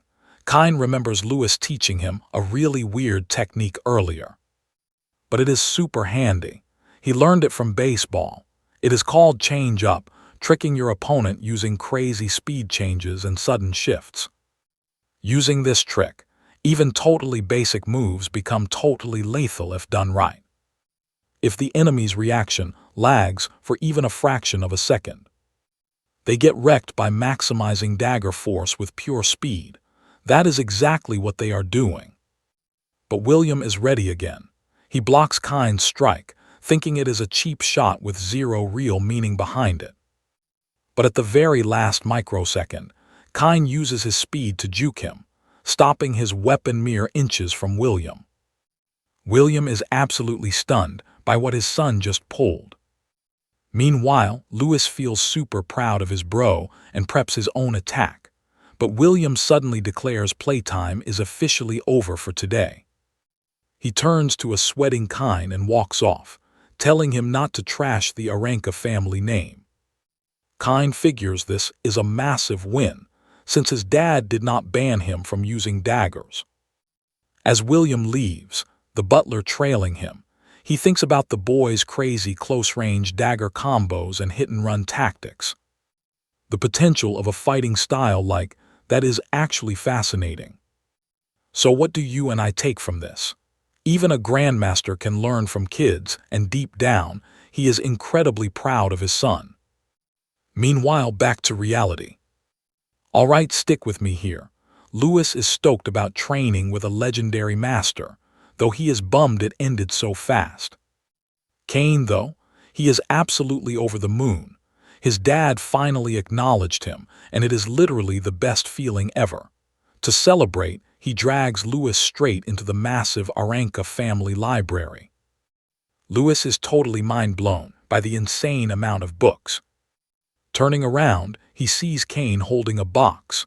Kane hands it over, saying he never would have found his own path this fast without Lewis.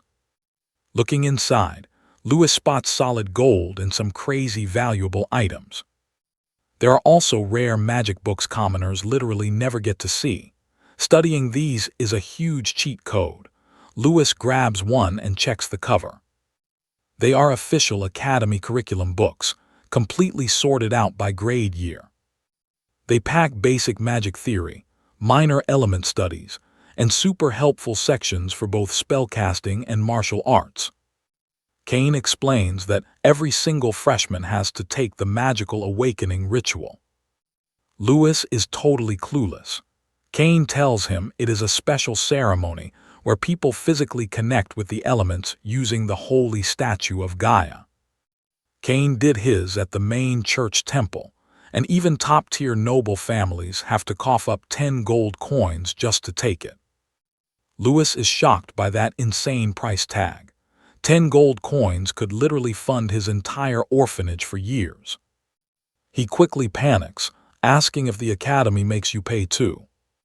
But Kane says the academy does it for free. You and I know that is exactly why everybody fights so hard to get in here. Still, there are a ton of other expenses. Living costs, textbooks, and rent fees can rack up a ridiculously high bill pretty fast. That is exactly why Kane got him this gift. He tells Lewis to take it without hesitation and hit him up whenever money gets tight. Kane basically shoves the box into his hands before Lewis can say no, calling it a fair payout for their little bet. Lewis totally gets his buddy's awesome vibe and finally accepts it. At the exact same time, it hits Lewis. He seriously needs a solid side hustle for cash. He recently heard magic pharmacists rake in crazy money, so he wonders if there are any potion books around. Then a massive brain blast. If he invents stuff using his past life knowledge, he could totally make bank in this world.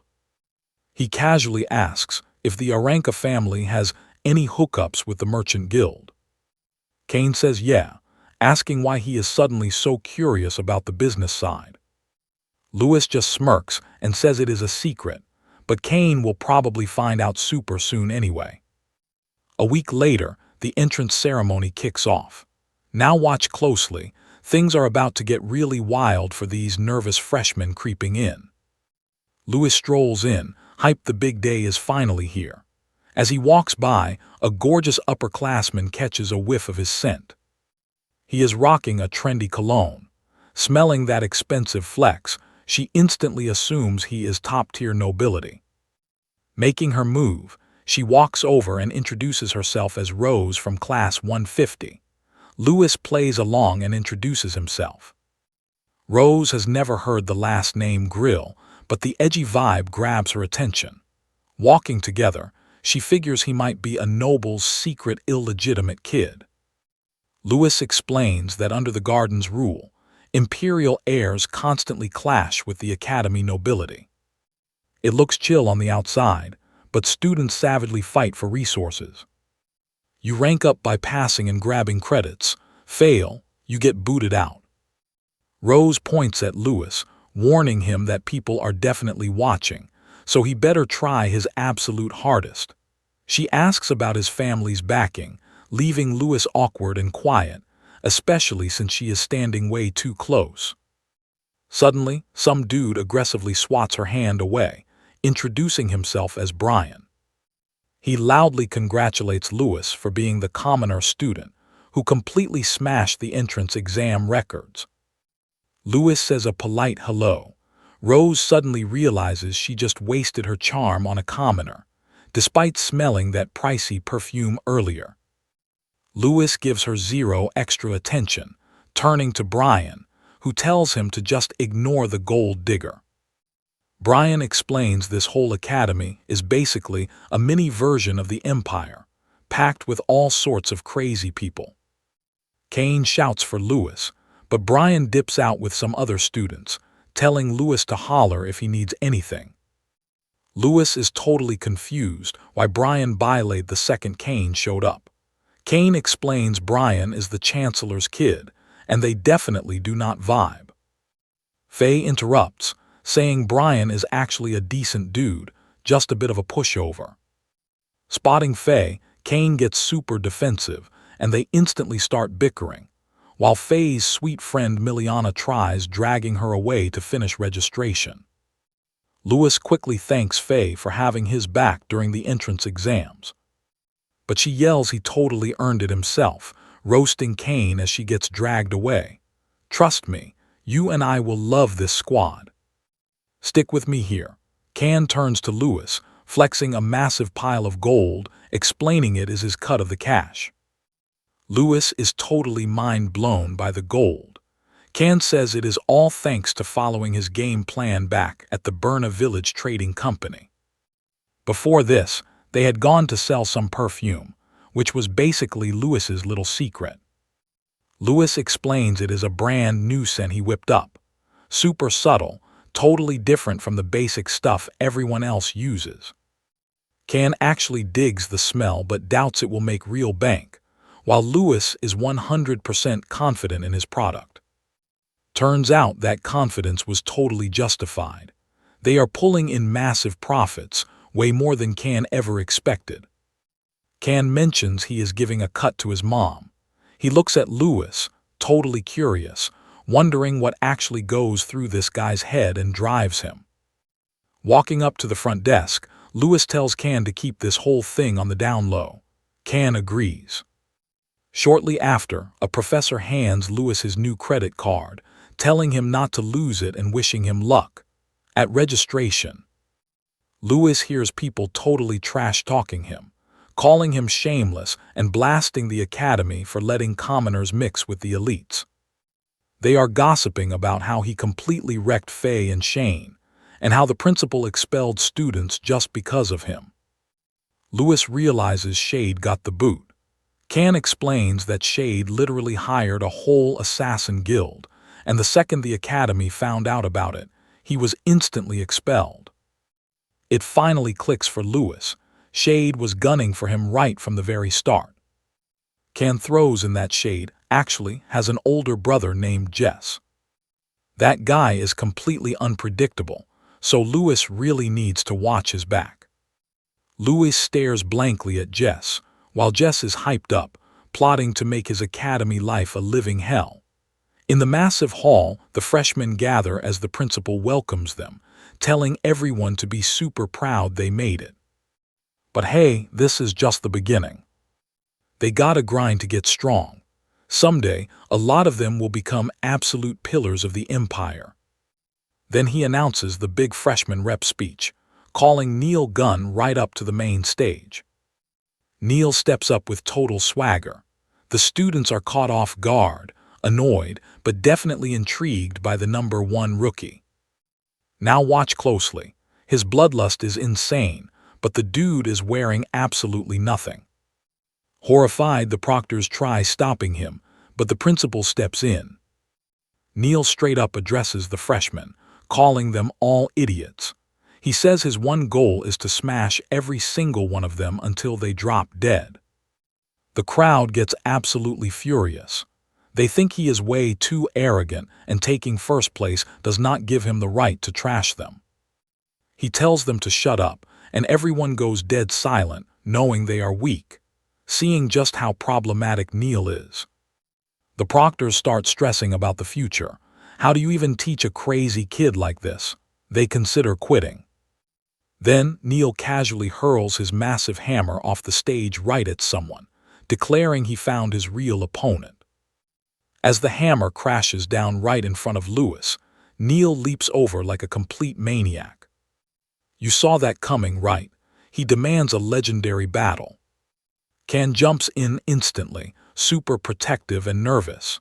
He blocks Neil, reminding him the entrance exam is still rolling, so he better behave and back off his bro. Neil just laughs in Can's face, mocking him for being scared. He compares him to the other nobles, calling them pale and completely weak. Can is absolutely fuming. His anger spikes as he winds up for a punch, but Lewis steps in, grabbing him and telling him to chill out. Neil then calls them both massive cowards. He claims he does not mind fighting them both, totally trying to bait them. Brian arrives, trying to play peacekeeper. He points out he is a top-tier commoner, begging Can and Lewis to just get along. He warns them that acting selfishly will make surviving this academy totally impossible. Neil completely ignores him, telling him to get lost and treating him like garbage. Brian is left feeling super embarrassed. Can thinks this is hilarious, while Lewis is just confused why Brian is putting up with Neil and defending him. All around them, students are whispering, totally shocked that a commoner like Brian is getting roasted this hard. Can just smirks at the humiliation. Neil falls for the bait, straight up threatening to smash Brian's head right open. But the professor shuts it down, reminding everyone that fighting between students is strictly off-limits. The only exceptions are supervised classes, exams, or official tournaments. Break that rule and you are instantly expelled. Neil's whole vibe suddenly shifts. He actually looks a bit embarrassed, suddenly realizing that absolutely nobody wants to get kicked out of a legit academy. He backs off, pausing the fight for now, but that heavy threat between him and Lewis remains. The professor wraps up the entrance ceremony, announcing that the freshmen have the rest of the day to chill, and classes kick off tomorrow. Lewis is clueless why Neil attacked, while Can blames Faye. And that is where we leave it. Trust me, you will want to see what is next. All right, stick with me. You and I are about to watch Lewis smack Kane, blaming him for the near expulsion since he fought Neil. That match ended in a total draw, but rumor has it Neil actually lost. This definitely fuels Neil's thirst for payback. Faye's just super relieved Lewis is safe and the fight wrapped up okay. Lewis plays it cool, saying it's no sweat. They're vibing perfectly. Then Kane yanks Lewis away, warning him the whole campus is staring. And yeah, everyone's looking, making it super obvious they're completely hated here. Later, those two hit up the academy store. Lewis's jaw drops. The prices are absolute robbery. The salesgirl totally brushes it off, no biggie. She points out a fluffy feather pillow is only 30 silver coins. Still sounds insanely pricey. She flexes even pricier pillows, and Lewis literally facepalms hard, completely mind-blown by how insanely expensive everything is. Kane tells him to chill. That's actually the cheap stuff. He needs daily gear anyway, so why not treat himself sometimes? Lewis instantly realizes money, and credits totally rule this place. On the down low, he drops 100 silver on the cheapest starter kit. The clerk rings it up. He's so hyped he made that perfume cash earlier. He'd be totally broke otherwise. Now he plans to ship the extra funds straight to the orphanage. Spotting some essential magic cleaning potions, his brain starts cooking up more money-making schemes. For now, he catches Faye and Miliana chatting on their way to the dorms about tomorrow's awakening ritual. Louis checks out the massive shopping bags in their hands. Realizing they dropped serious cash on those hauls, it makes him think about his own family grinding hard back home. Now watch closely. He's looking for room 60, hoping for no bullies, when someone randomly chucks a futon in his path. Peeking inside, he spots a whole squad of upperclassmen totally harassing a helpless freshman. Barking at the kid to obey their every command. They corner him, but the rookie looks completely bored being grabbed. Suddenly, someone taps the bully's hand, sending a massive shock right through his arm. Louis steps up, warns them fighting is banned, straight up asking if they want to get expelled. The bullies spin around, playing dumb. They swear they did nothing wrong and claim Louis swung first. One lunges at Louis. He easily dodges, making the raging bully accidentally punch his own bro. Louis smirks, denying he did anything. The victim just cries, totally lost. Then Louis kicks another dude, making him smash his crouching buddy. The bully is baffled. Louis easily shoves the first guy into another friend. Confused, the bully blames Louis, but our guy just smiles, saying they hit each other. The punk screams that Louis controlled their bodies, calling him a freak. Louis hates that word. He steps up. But the bullied kid jumps in, begging Louis to just drop it. Louis glares, kicking the punks out immediately. The goons scatter, tossing lame threats. Louis helps the rookie pack and spots the name Kara Candies on his clothes. He tries striking up a conversation, but Kara dips out, super shy. Louis takes a breath. What a completely insane first day. He just hopes tomorrow's magic ritual goes down without a hitch. You feeling safe now? Nope. Some guys are rigging the hall against Louis. Next morning, everyone rallies for the big ceremony. Louis rolls up with Kara, who's still totally silent. Louis stares at this absolutely massive statue right in the center, the literal goddess of this world. A priest chills at the base, hyping up the crowd and introducing the goddess Gala. He kicks off this crazy lore drop.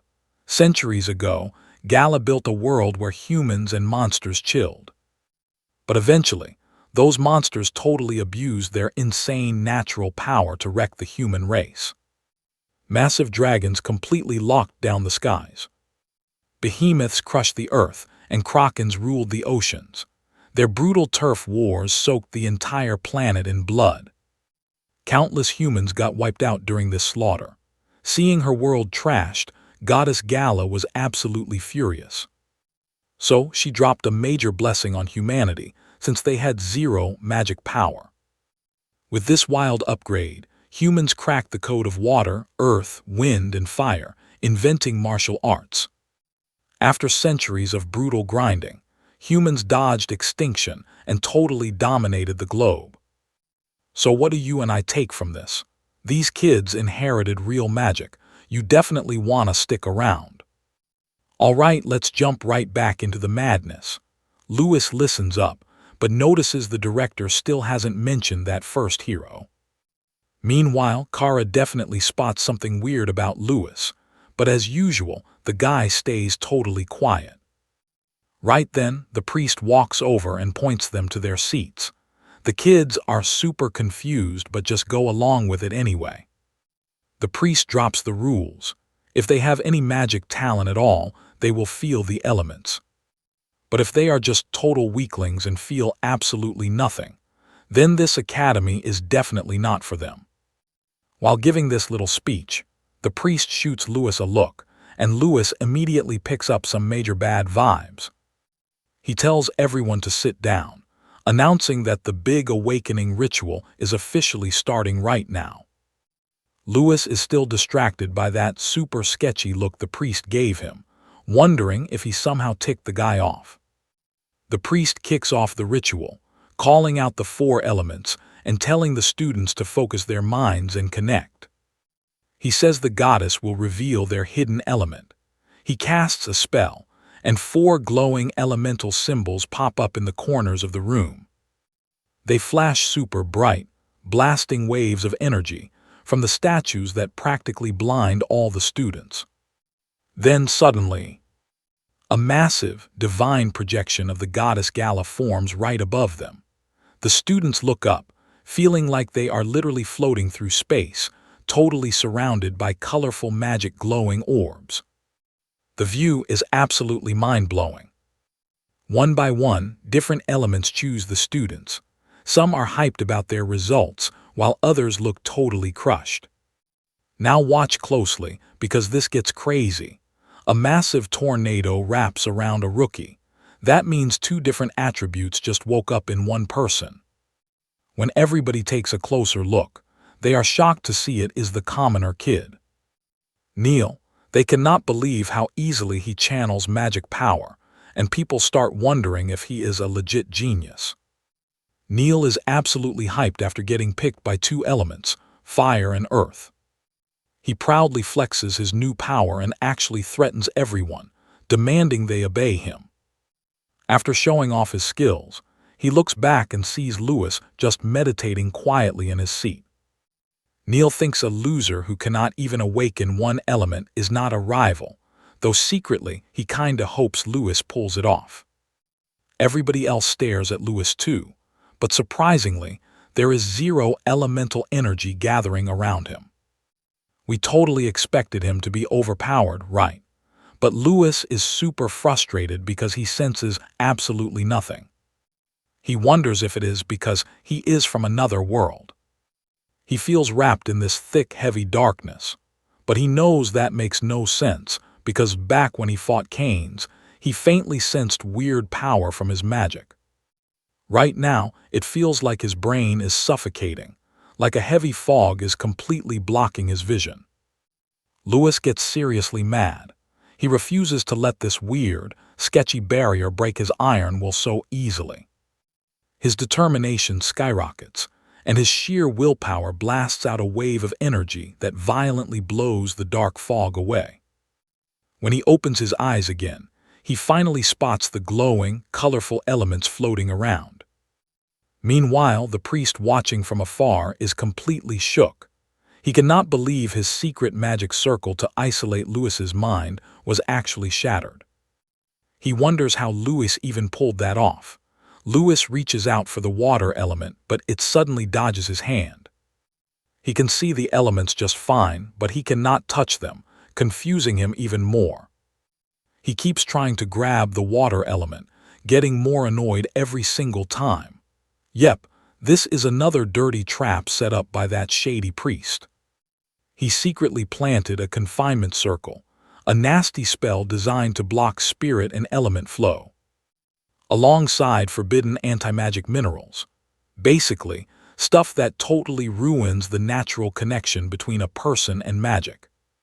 The priest rigged it so even if Lewis could see the magic, he could never interact with it. It really looks like some haters around Lewis are dead set on completely destroying his future. The priest blames Lewis for making so many enemies and offending people so fast. One of those haters even bribed the priest with a gift to sabotage our boy.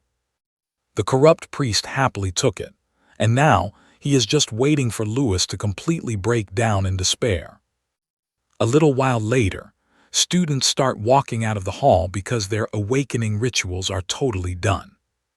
They gossip and trash-talk Lewis, saying he was just faking being brave earlier, and that he is just a pathetic weakling who cannot even awaken a basic element. Right then, Kara notices something and points down at Lewis's floor mat. He speaks his very first words, warning about a trap hidden right there. Lewis looks down, realizes Kara is totally right and smashes the mat. Trust me, you and I are gonna love what happens next. Alright, let's jump right in. Kara dips out, telling him to hurry up. Lewis just smiles, super confused why she'd help him and wondering if it's pure luck. But glancing over at that sketchy priest, he figures luck has literally 0 to do with it. Whatever, he just shakes it off, because right now, it is finally showtime, baby.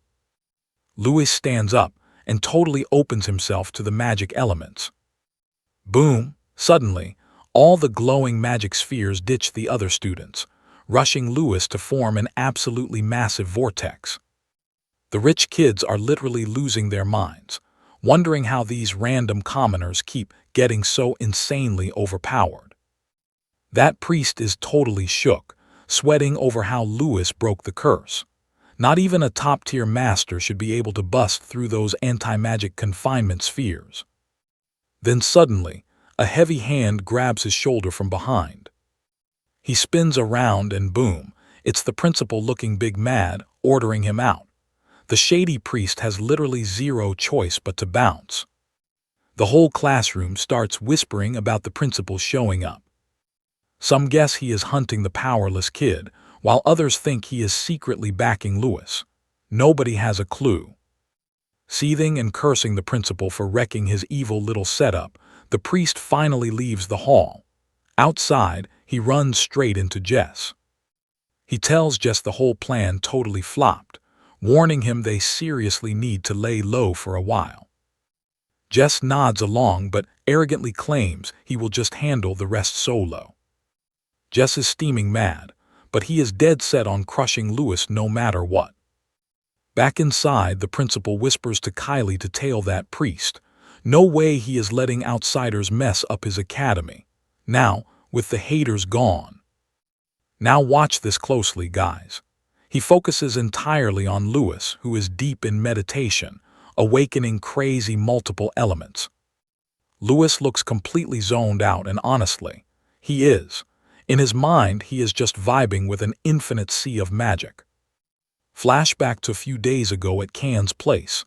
They were nerding out about magic. Can explained that elements are literally the building blocks of the goddess's entire world. Lewis was super confused though. If ugly monsters can use magic right from birth, why do humans have to do this whole awakening thing? Can dropped the truth bomb. Monsters actually have magic crystals inside them. He even showed Lewis one, explaining these glowing rocks hold pure elemental power, giving monsters crazy natural magic skills. But humans, we need a flashy awakening ritual. Once an element vibes with you, you can finally cast spells. During the ritual, only the compatible elements will actually approach you. Once accepted, it is all just training. Looking at that crystal, Lewis realized it was basically just a super condensed chunk of raw elements. Can said the whole world is made of this stuff, but normal humans are just totally blind to it. Snapping back to reality, Lewis remembers that chat. He figures this huge water element floating right in front of him is his best match. But the second he touches it, he feels everything all at once. From chill mermaid vibes to terrifying, destructive ocean forces, a massive rush of energy hits him, causing absolute agony. It literally feels like the goddess's pure will is crushing him. Lewis feels like he is straight up drowning in all this elemental juice. The pain quickly becomes way too much to handle. You and I both know this isn't normal. The principal realizes things are getting wildly dangerous. He instantly throws up a heavy goddess barrier around the room, creating a massive protective shield. Gaia magic reinforces it. The four elemental corners form a hardcore cage right around Lewis, trapping him as he thrashes around inside that insane power storm. The trapped students are totally blinded by the crazy flashing light everywhere. But they can feel Lewis's monstrous energy. Everyone is absolutely terrified. Especially since the principal literally locked the kid up. Holding the shield, the boss yells at Lewis to chill out and fight the magic chaos.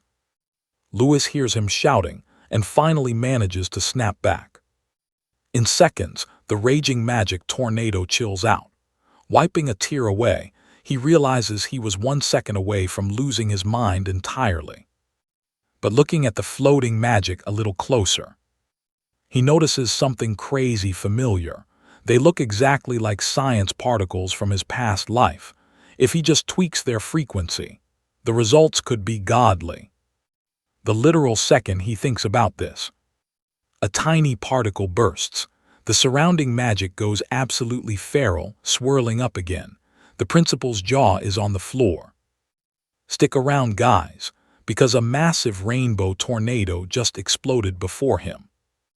All right, let's dive into this madness.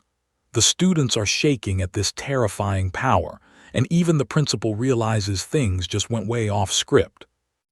Meanwhile, Lewis is chilling in the center of the vortex, studying the elements like it is just some wacky science project.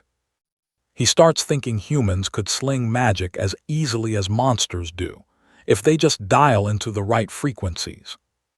The elements slowly seep into his bloodstream. Lewis realizes these elemental particles are constantly moving, never just staying still. By syncing that movement with his breathing and his chi flow, the elemental circulation inside his body suddenly gets crazy smooth and natural. If this perfect balance continues, he might actually form a magic crystal inside himself and start dropping some seriously top-tier magic techniques. Suddenly, the remaining elements rush straight up to his head and get totally absorbed right into his brain.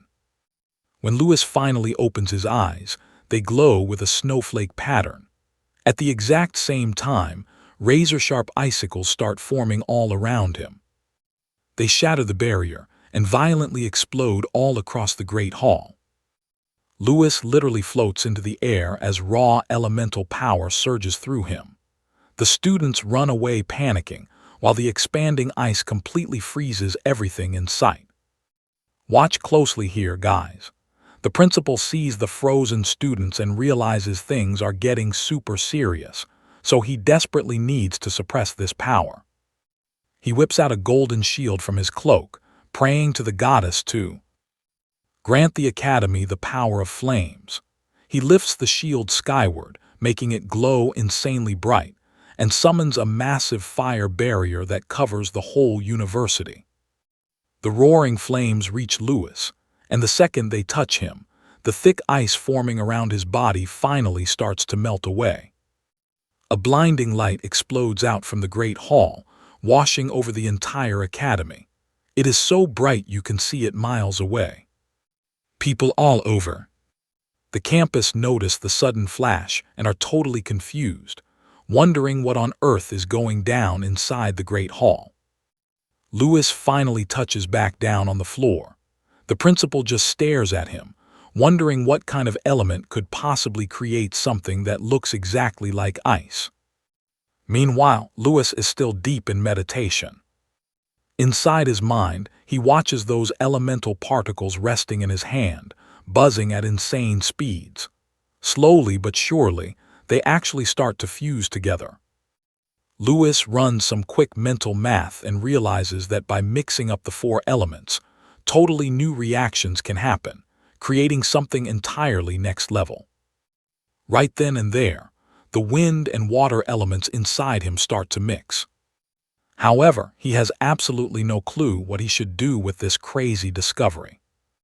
Right now, it really feels like he desperately needs someone to guide him. As his confusion keeps growing, Lewis realizes it is definitely time to wake up. When he finally snaps his eyes open, he sees the principal standing right beside him. He looks around, spotting the protective fire shield before the principal drops it. The guy then calmly asks Lewis if he even understands what he just did. We all felt that awkwardness, right? Lewis looks at the half-frozen students and finally realizes just how insanely bad he messed up. Super embarrassed, he laughs nervously, admitting he made a tiny mess and thanking the principal for totally saving his skin. The principal then turns to his trusted right-hand Kylie, saying he is taking Lewis to his office while she cleans up this absolute disaster. He tells Lewis to tag along, letting him know he can ask literally any question he wants on the way back. They head back to the main office. The gala statue standing there seems to be glaring at Lewis super harshly. First off, the principal congratulates him for awakening every single element, while Lewis downs a potion to calm his exhausted mind. Lewis nods and proudly shows the elemental energy popping from his hands. The principal is seriously impressed. Handling the elements this smoothly as a total rookie is just extraordinary. He can hardly believe Lewis only just awakened. His talent is genuinely mind-blowing. The principal then hands him a massive book to help him study magic, telling him to read it super carefully for reference. He explains he mostly uses earth and wind magic himself. So for fire and water, Lewis should totally hit up Phi and Miliana with his questions. Since both come from elite families, they know tons of secrets and magic techniques. The principal then calls his apprentice Kylie into the room. As she walks in, the magic snake transforms right into a super gorgeous woman. He introduces them, explaining that from now on, Kylie is going to be fully responsible for acting as his bodyguard. Right after that, Kylie suggests they move to a different spot where they can talk way more freely and openly. She leads them over to an abandoned building. Lewis asks why they are hanging out here, and the principal says it is his personal training and meditation spot. He made it super tough and soundproof. Trust me, you and I will love what happens next. Let's dive right into this crazy magic lesson. Kylie asks to see his powers, and Lewis casually shows off his brand new ice element. He explains his insane trick, speeding up two different elements and smashing them together to create what he calls ice magic. The principal is absolutely stunned. Mixing elements, never heard of it. Kylie is literally speechless. Hearing that, she gets totally hyped by the freezing aura and smirks. Next thing you know, she lunges right at Lewis to test it herself. She unleashes a crazy flurry of punches. But Lewis blocks it effortlessly with his magic and even knocks her back. She instantly realizes this double-element fusion is straight up overpowered. Whipping her head toward the boss, she asks if anyone has ever pulled this off. The principal confirms it is a first. Since magic began, countless geniuses have dedicated their entire lives to studying and mastering its power. But nobody ever successfully fused elements together. Most folks only control one single attribute. Very few handle multiples. Even the absolute strongest saint in the whole empire, Lady Miriam. A total once-in-a-century genius who could wield 3 different elements. Now pay close attention here. She tried fusing 2 elements and completely lost her mind. Lewis suddenly realizes normal humans cannot survive element fusion. The principal explains that a human body and mind must endure the raw elemental energy. Speeding up elements like Lewis takes insane willpower to guide and safely unleash them. You have to control multiple elements simultaneously and smash them together, which is usually totally fatal. Kylie realizes his power might actually rival a saint, even if this clueless guy does not get it yet. Deciding to give him a real test, Kylie immediately summons her massive fire magic. She charges into another duel. They clash hard while Director Smith explains Lady Miriam's old theory about managing multiple powers. You would literally need a dragon-level body to survive elemental collisions, or you'd have to use magic crystals just like the monsters do. Lewis asks how that research went, and the principal bluntly says it was a total disaster. Every single Empire experiment failed miserably, so the whole concept was quickly banned and made illegal. He never thought anyone could break that taboo, so seeing it now completely blows his mind. Lewis figures out that by calculating elements on separate mental paths, he kept them from crashing inside him. Kylie warns him not to get cocky, reminding him of the insane risks. Lewis totally understands the massive stakes. I know what you are thinking. This could bring past life trouble, but he won't lose control. Kylie warns him if this crazy secret ever leaks out, all bets are absolutely off. The big boss assigned her to protect him, but she really hates dealing with extra drama. So she tells Lewis to watch his back. He agrees, claiming his ice is just a clever application of the water attribute. The principal asks what he means by application. Lewis explains that his freakishly strong willpower lets him manipulate regular water and compress it into ice under extreme pressure. Mid-sentence, he actually dares Kylie to launch another attack at him. As she rushes in, Lewis smoothly demonstrates his water magic in real time. Crushing the water under massive pressure, it instantly turns to ice, forming a thick shield. Kylie is so confused, while Director Smith is completely mind-blown. Lewis drops a science bomb, calling it the superionic ice form of water. Kylie asks how regular water became heat-radiating ice that actually tanks her super-hot flames. Lewis smirks, explaining that liquids change form under intense pressure, and he just applied that using his past world physics knowledge. The principal turns to Lewis, admitting there is still so much in this magical world left totally unexplained. He invites Lewis to visit anytime, promising to personally mentor him on controlling these wild powers perfectly. He even offers full credit for any new discoveries. Lewis is hyped, but Kylie, on the other hand, she looks super nervous, asking if the boss is seriously going to protect this guy. Especially since this insane anomaly isn't in any history book and might have literally just been a random coincidence. The principal wisely notes that half the magic in their history books started as wild coincidences, and he is absolutely not shutting down any possibilities. Kylie listens closely, finally accepting her boss's strict orders. She knows our hero will be a massive headache needing constant supervision, but she promises to do it anyway before vanishing to handle her chores. Later, the boss hands Lewis a mental potion for a temporary energy boost, warning him not to overdose. He rests up for classes, drinking the potion in pure amazement. That's where we leave it, trust me, you'll want to see what he does tomorrow. Lewis heads back to his dorm, totally wired from that potion, figuring he'll just meditate until morning. But walking in, he catches Kara wide awake. He asks what's going on and if she was waiting up for him. "You and I know our boy is super grateful Kara saved him today." The headmaster mentioned a rare artifact in the hall, asking how Kara spotted it.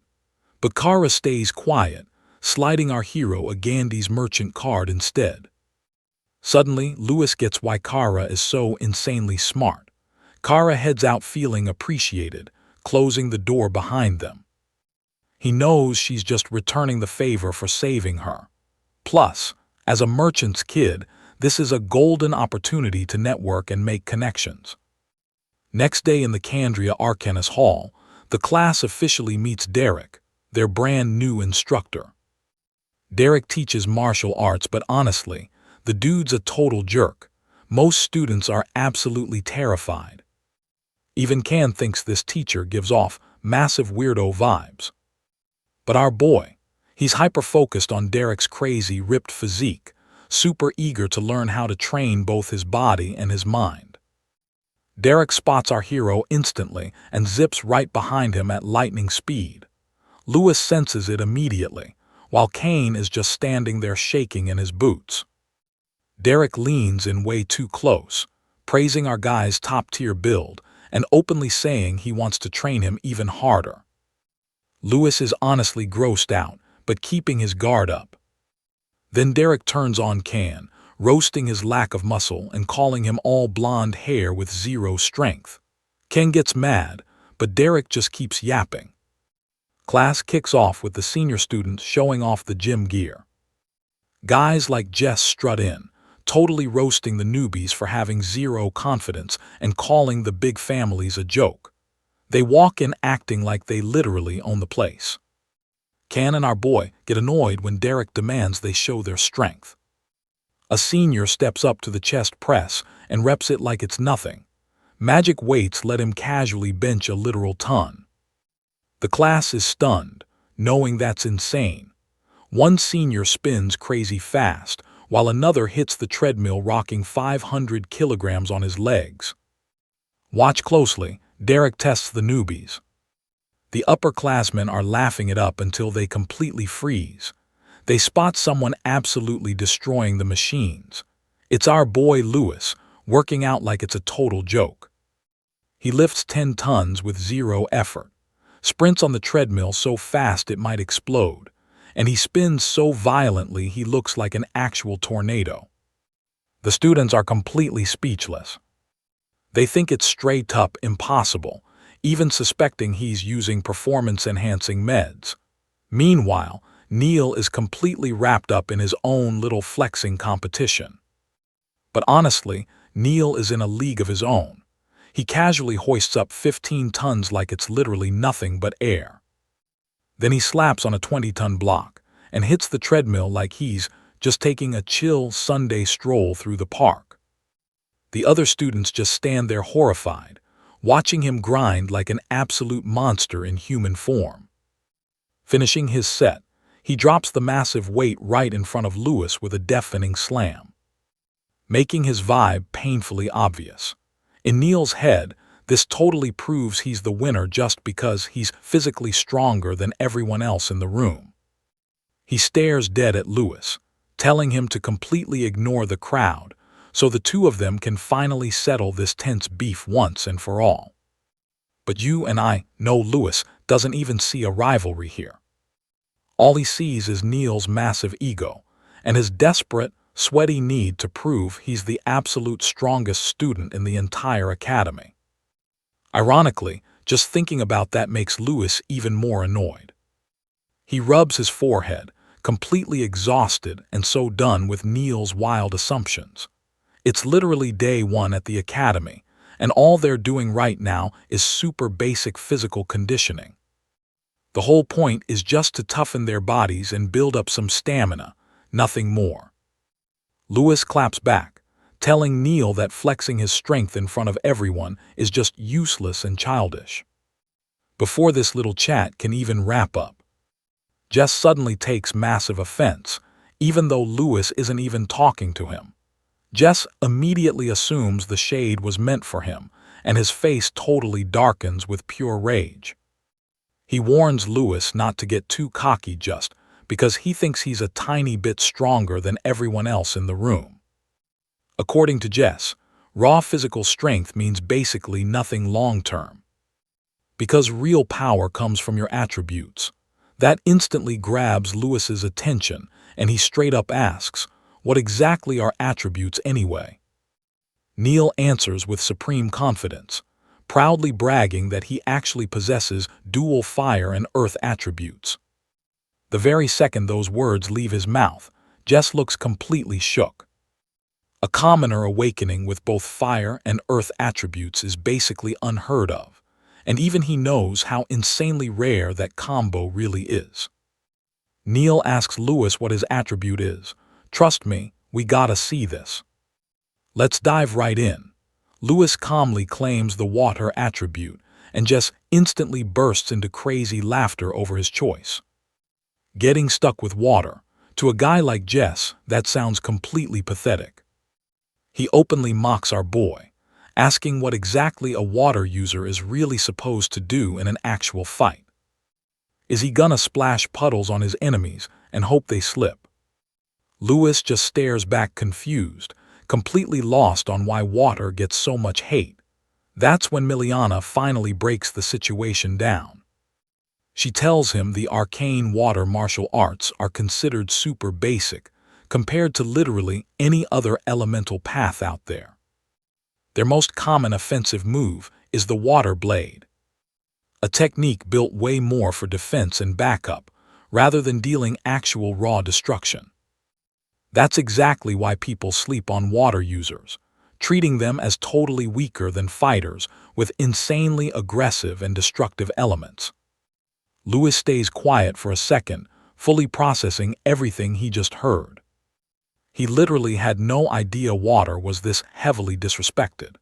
Jess pushes the humiliation even further, totally rubbing it in and saying that no matter your body strength, water ruins your future. But stick with me. We both know our guy is built different.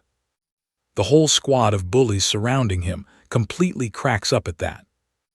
One guy arrogantly adds that looking back through all of history, a single water user has never even once reached the elite grandmaster rank. So they mock Lewis, telling him to just accept his pathetic place as nothing more than a support for guys with superior abilities. To them, his best bet is hiding behind stronger fighters to help them win battles. Lewis instantly hates the super arrogant tone they are using. He narrows his eyes, straight up asking if they're seriously claiming a water user could never pass the master tier, even under perfect conditions. Jess fires back like the answer is totally obvious, calling it basic common sense. He laughs, saying a simple peasant clearly knows absolutely nothing about how the real world works. So someone has to explain reality from scratch. Right then, Ken completely loses his patience and snaps back at them. Faye also jumps in, demanding the bullies shut their mouths right now because they literally have no clue what they're doing. The tension between both squads instantly spikes, and the argument gets way louder with every single second that passes. Suddenly, Jess walks right up to the professor, reminding him that the upperclassmen are supposed to set a good example for the new freshmen. Then he suggests a new exercise. He explains that perfectly controlling magic requires good mana flow, plus a seriously tough body that can take heavy hits. According to him, endurance training is the absolute best way to build physical toughness and mana control, since taking direct hits forces your body to adapt under insane pressure.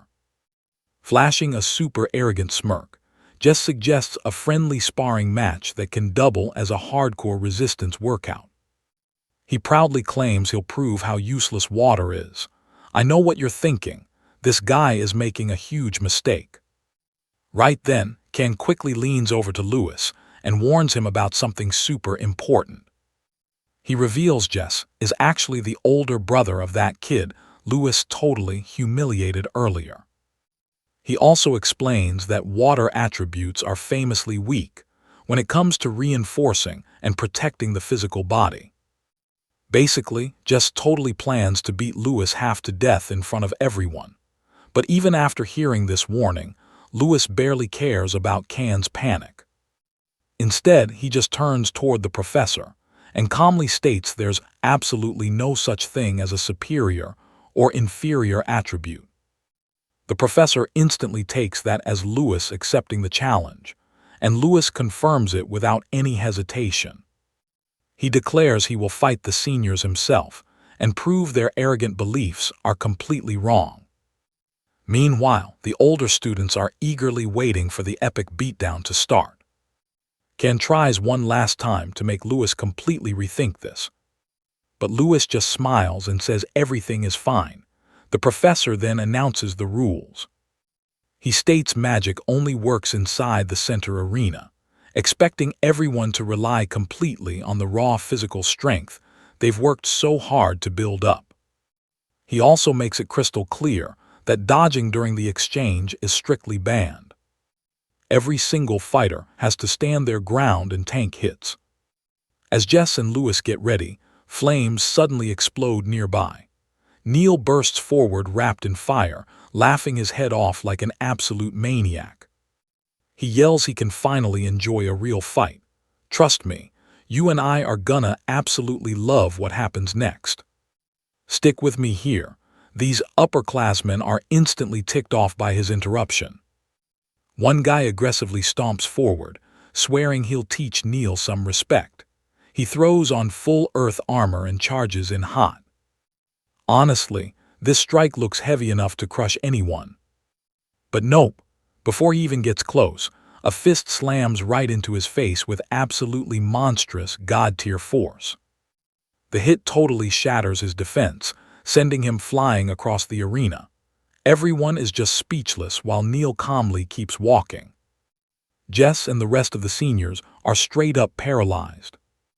They can't believe their eyes. The dude who got punched is completely rebooting his brain.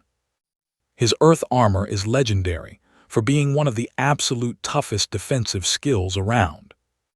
But Neil just vaporized it with one punch. Furious and embarrassed, Jess orders the whole squad to jump Neil and beat him down. The seniors all rush Neil at once, but instead of panicking, the guy looks like he just won the lottery. He dramatically rips off his shirt, flexing his crazy shredded physique like he's showing off for fans. Then he drops a massive grin and dives headfirst into the brawl. Their attacks do literally zero damage. They are basically just tossing harmless sparks right at him. But every single punch he throws back is devastating. He grabs one senior, yeeting him so hard he bowls over everyone behind him. But for 1 second, Neil's back is totally exposed. An Earth Attribute senior spots the opening and lunges forward like a heat missile. Watch closely. Convinced he found Neil's weak spot, he attacks with everything he has. But the second his hit connects, his confidence evaporates. Instead of hurting Neil, his own armor shatters. A split second later, right when that sweet adrenaline fades, excruciating pain hits his system, and he lets out a scream echoing across the arena. The horrified senior finally gets it. Neil concentrated all his mana into one single point, buffing his defense to absolute absurd levels. This upperclassman is glitching out over how a freshman has such terrifying, boss-level control over his mana. Before he can even catch his breath, Neil kicks him violently across the arena into a wall. The teacher just watches this, completely bored, calmly. He reminds everyone that even if they turn into crazy powerful fighters, they shouldn't neglect the basics unless they want to eat dirt like that defeated student. Lewis watches this absolute carnage, sweating bullets. Even he has to admit, Neil is handing out a terrifying beatdown. He whispers to Can, wondering if Neil crossed the line. Before Can answers, another attack sneaks up behind them. Can clocks the danger instantly, right as Faye and Lewis spot another senior pushing hard from the front. Without missing a beat, his friends step right up to protect Lewis. They also want to send a message. These freshmen are not some weak little NPCs waiting to get crushed by the seniors. As Lewis stands right between his two friends, he slowly locks eyes with Jess. "You feel that tension, right?" Lewis calmly speaks up, declaring his own main event has finally arrived. Jess just laughs in his face, mocking Lewis for thinking he is actually main character material. He calls him super arrogant, ignorant, and totally clueless about his place. Jess proudly flexes that he is the heir of the Harry family, a massive noble house with crazy influence. Repping his family name, he swears he will personally school a low-born nobody like Lewis on the spot, showing him what true noble pride looks like. To Jess, only nobles actually have real honor and manners. The second he stops yapping, Jess launches high into the air, dive-bombing Lewis at insane speed. He drops his Bendavil penetration skill, aiming straight for Lewis with lethal force.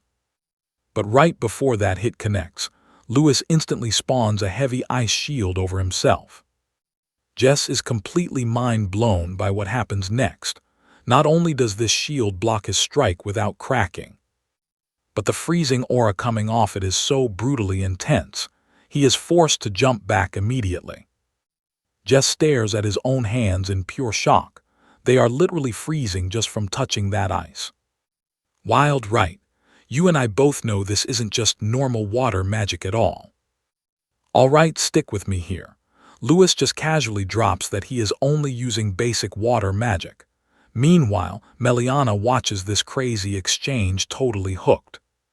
Because honestly, not even she has ever seen someone flex water magic quite like this. The other students, totally lost. None of them have ever seen an actual ice shield or witnessed someone manipulate water magic with this much sauce.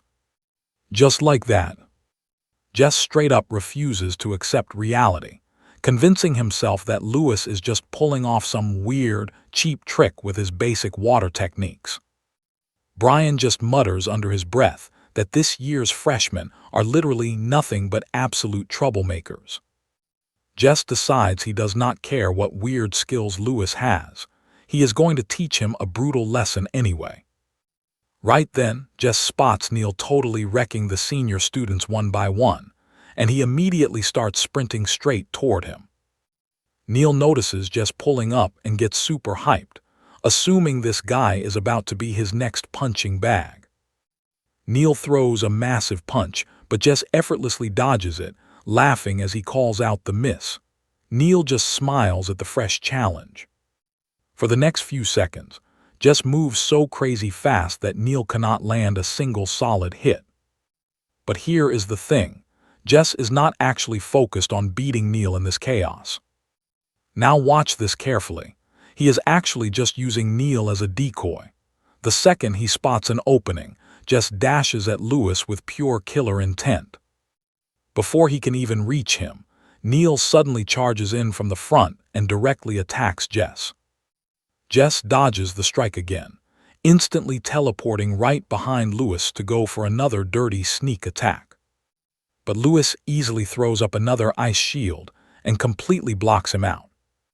Lewis openly mocks Jess, telling him that he talks a big game about noble honor and pride, but literally only relies on cheap backstabbing sneak attacks. According to Lewis, those high and mighty noble ideals mean absolutely nothing here. Jess claps back instantly, claiming that as a noble, he just makes the tough choices needed to secure victory. Winning is basically his destiny. Even as they keep throwing down, Jess and Lewis are just casually tossing sharp banter back and forth. Neil gets more and more ticked off watching them. Out of nowhere, he jumps right into the middle of their fight and attacks. Lewis barely dodges the wild swing, looking totally confused since Neil is supposed to be fighting on his side today. On top of that, suddenly getting forced into a stressful 2-on-1 battle is really starting to annoy him. Jess suddenly thinks he finally has the upper hand with Lewis distracted. He dives in for a strike, but at the very last second, Neil violently shoves him out of the way. Sent flying backward, Jess gets absolutely furious over Neil acting like a complete and reckless maniac. Neil yells right back, telling him to stop underestimating his power and realize that teaming up is actually the smartest play here. Now that Jess is out of the way, you and I both knew this was coming, right? Neil turns to Lewis with pure fire in his eyes, hyped that the annoying noble is gone so they can finally clash head-on. The professor watches them both very closely, noticing that they are relying on combat styles heavily focused on insane speed, crazy precision, and intense close-quarters movement. In his eyes, both of these guys are absolute combat geniuses. At this rate, they might even surpass William himself. Lewis keeps easily dodging Neil's relentless barrage until he suddenly grabs Neil's arm and lands a direct, brutal punch right to the throat, hitting his major weak spot. Neil instantly struggles to breathe, left completely gasping for air for a quick moment. Faye instantly rages at Lewis, screaming at him because targeting someone's throat like that is insanely dangerous. While Lewis lets his focus slip away for just a split second, Neil suddenly reaches out and grabs his hand. Pure anger flashes in Neil's eyes as he realizes he has finally caught his slippery opponent. He flat out tells Lewis that he is about to show him some real pain.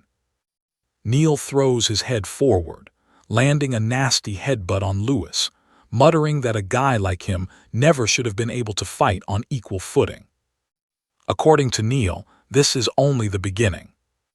Lewis just stares at him coldly, reminding him that the academy rules strictly say students cannot intentionally try to severely injure each other. As far as Lewis is concerned, Neil just crossed that major line. Right then, Lewis releases the water element deep inside him.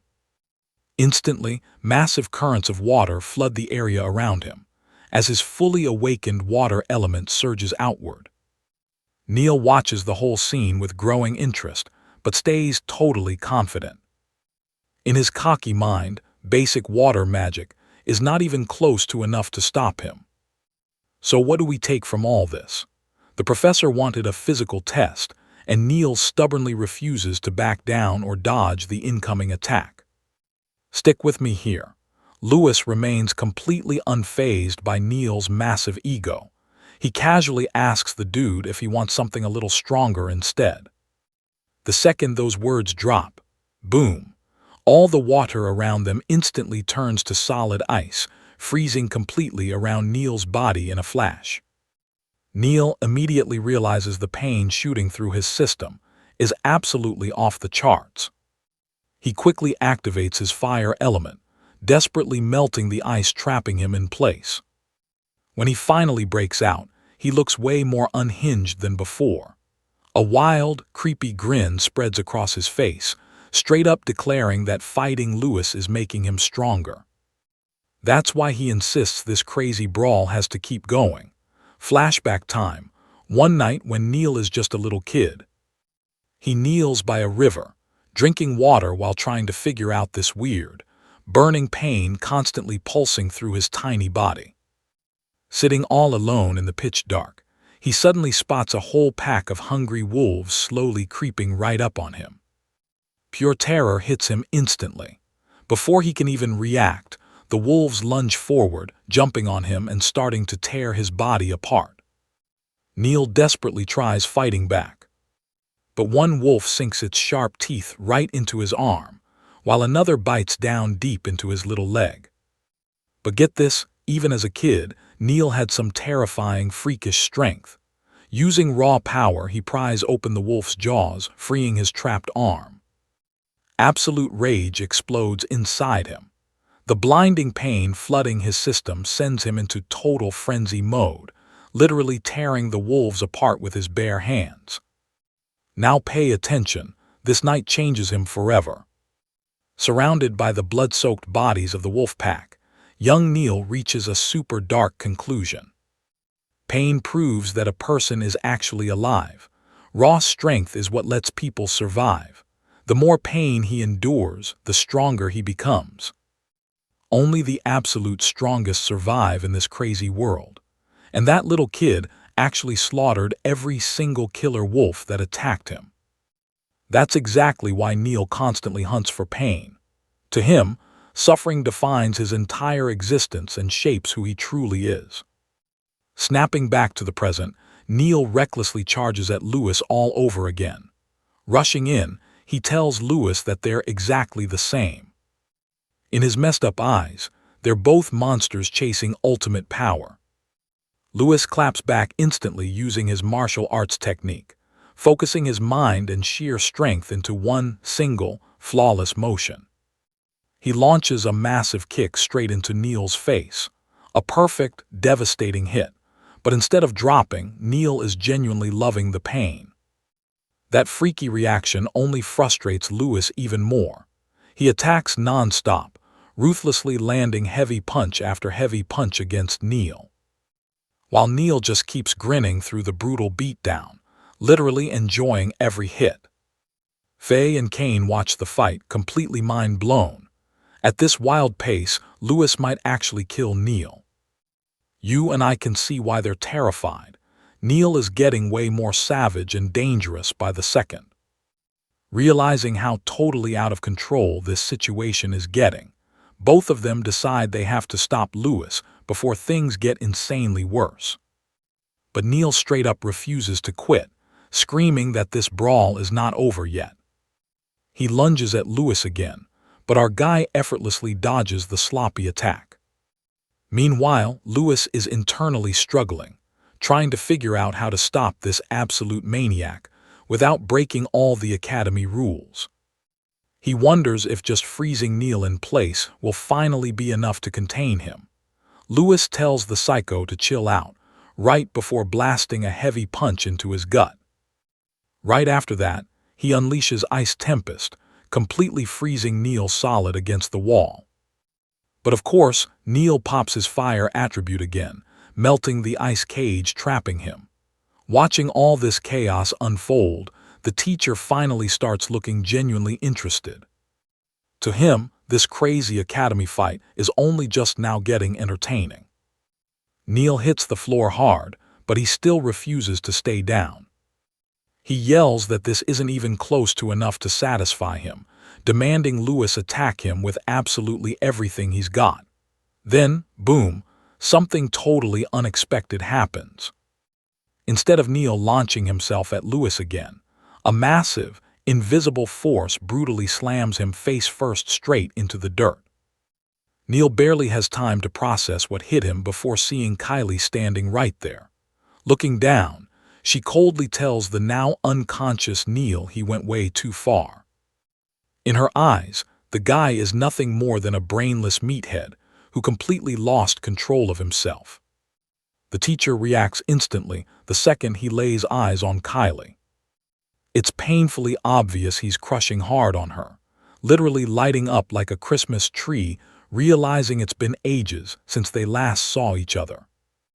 In his mind, she looks even more gorgeous than before, and the overpowering boss aura radiating from her completely leaves him spellbound. But Kylie immediately shuts down his fanboy hype, forcing him back into brutal reality. She asks what exactly his big plan is if a student literally dies on the very first day. She reminds him about the principal's strict warning from earlier. Wild right, the embarrassed teacher quickly scrambles, defending himself. Let's dive right back in. He swears he isn't some reckless, privileged fool, claiming he only uses combat to unlock the student's true potential. Kylie straight up mocks him. She says he better hope he's just being an idiot because she has strict orders to protect Lewis, and he knows exactly what that means. Then she drops the bomb. The headmaster wants to see the professor in his office right after class. The professor instantly realizes he is about to get absolutely chewed out. Still glancing back at the freshmen, he can't help but marvel at the insane amount of potential they pack. Lewis, Faye, and Kane specifically catch his eye way more than anyone else in the room. He tells Neil to put his clothes back on, warning him he will ignore this completely unhinged behavior just this once. But if Neil ever loses control like that again, his academy credits are getting totally slashed. Neil barely hears a word of that warning. His mind is totally locked onto something else. He actually managed to tank hits from a straight-up master-tier fighter. At the same time, it hits him. If he keeps ripping his clothes every fight, replacing them is going to completely bankrupt him. So he decides he has literally no choice left but to start hunting monsters for some quick cash. The bell rings shortly after, and the professor immediately dismisses the entire class. Seniors are totally free to bounce, while the freshmen need to stay back, rest up, and chug some healing potions. He also warns the first years that his training is about to get way harder, so they better gear up and not cry later. Now pay attention here. After class, Can tells Lewis that in the Academy's 100-year history, freshmen beating seniors is practically unheard of. Lewis thinks on that carefully. He definitely doesn't remember reading about anything like that happening in the Academy's official records. Can then steps in, explaining it has only happened 3 times ever, and each time, those specific freshman classes ended up producing multiple Grandmaster-level legends. Lewis immediately asks when the last legendary generation actually happened. Can explains the most recent case went down exactly when their own parents were attending the academy. Apparently, they completely crushed the upperclassmen in year 1. Meanwhile, the humiliated veterans are dragging themselves back to class. One guy apologizes to Jess, totally admitting that Lewis and Neil are insanely overpowered. He quietly suggests taking those 2 out from the shadows instead, but Jess instantly shuts that cowardly idea right down. He wants to publicly crush them and stand at the very top, fully believing the title of the strongest rightfully belongs to him. He tells his buddy to chill out, promising there will be plenty of chances to get their revenge later on. In Jess's eyes, no matter how incredibly talented or powerful Lewis and Neil actually become, you and I know this type. To him, they're just commoners, while nobles actually control the empire. Later, Faye catches up with Miliana, asking what she thinks about Lewis's techniques. She hypes up his absolutely insane talent with water magic. Faye casually drops a hint: if Miliana sticks close to Lewis and trains with him, she could totally level up too. Miliana quietly thinks about Lewis and the overwhelming, terrifying power behind his water magic. Deep down, she feels she could never copy his style. Even training beside him, her own water skills feel incredibly weak by comparison. Before Lewis showed up on campus, literally nobody managed to use water magic in such bizarre and insanely overpowered ways. Miliana realizes she desperately needs to invent easier water attacks for herself. Faye asks if she is really pushing herself this hard at just 16. Miliana softly replies she has to do it for her family's sake. She just wants to make them genuinely proud. Faye already knew she was going to drop that exact same loyal answer. Hearing that, she immediately flags Lewis down, yelling out that Miliana really needs to talk to him. The second she says that, everyone nearby snaps their necks toward Miliana. Getting blasted by all those stares, she starts totally panicking. You see where this is going, right? The crowd instantly assumes she is about to publicly confess her love, which is definitely not her plan. Lewis casually walks over, and Faye explains that since he flexed that insane water magic earlier, she wants him to tutor Miliana on those techniques. Lewis instantly agrees without a single hesitation. Being naturally sweet, he completely brushes it off as no bother at all. In fact, since they're friends, he's totally stoked to help. But the second Miliana hears that word friends, she feels bizarrely conflicted. Even Lewis catches her weird reaction, looking totally confused by the whole awkward vibe. Stick with me here, because things are getting deep. Miliana quietly admits she might bring serious trouble to his life, hoping he won't regret becoming her friend. Lewis looks right at her and says he'll never regret it. Why? Because he never turns his back on the people he actually cares about. Hearing that just makes Miliana even more emotional and teary-eyed. She quickly blurts out that she refuses to drag him into her messy life, before literally running away. Suddenly, everyone is just standing there watching her leave, looking completely confused. Faye instantly chases after her, apologizing to Lewis as she runs. She yells back that she'll talk to Miliana and make sure she's okay. As they vanish, Lewis thinks quietly. Everyone around him carries some kind of heavy baggage. That much he already understands perfectly. Actually, he starts feeling like he might end up being the one causing her trouble instead. He turns to Can, asking for the scoop on her past. Can explains Miliana is from the Royce family and the granddaughter of an absolute grandmaster. Back when her grandma was alive, the Royce family was thriving, holding massive influence. But after her grandma passed away, the family slowly lost all their power and elite status. Beyond that, Can straight up admits he has no clue what went down next. He guesses Faye probably knows the real story. So Lewis turns to Kara, asking if she has any extra details. Now pay attention, this is important. Kara explains the Royce family totally clashed with the Arcanist Association. Hearing that, Lewis immediately locks in. He asks if Miliana's so-called trouble is tied to that exact association, begging Kara for any extra details. Unfortunately, Kara just shakes her head. That is literally all the info she has. For now, Lewis realizes that if he wants the actual truth, he'll have to ask Faye or Miliana directly, Fast forward to the next day. The freshmen all gather at the academy's premier magic training ground. Standing right in front of them, the professor announces that magic is the goddess's blessing. It is the absolute core essence of the world itself. He explains this class will teach proper magic control and how to use arcane martial arts in combat.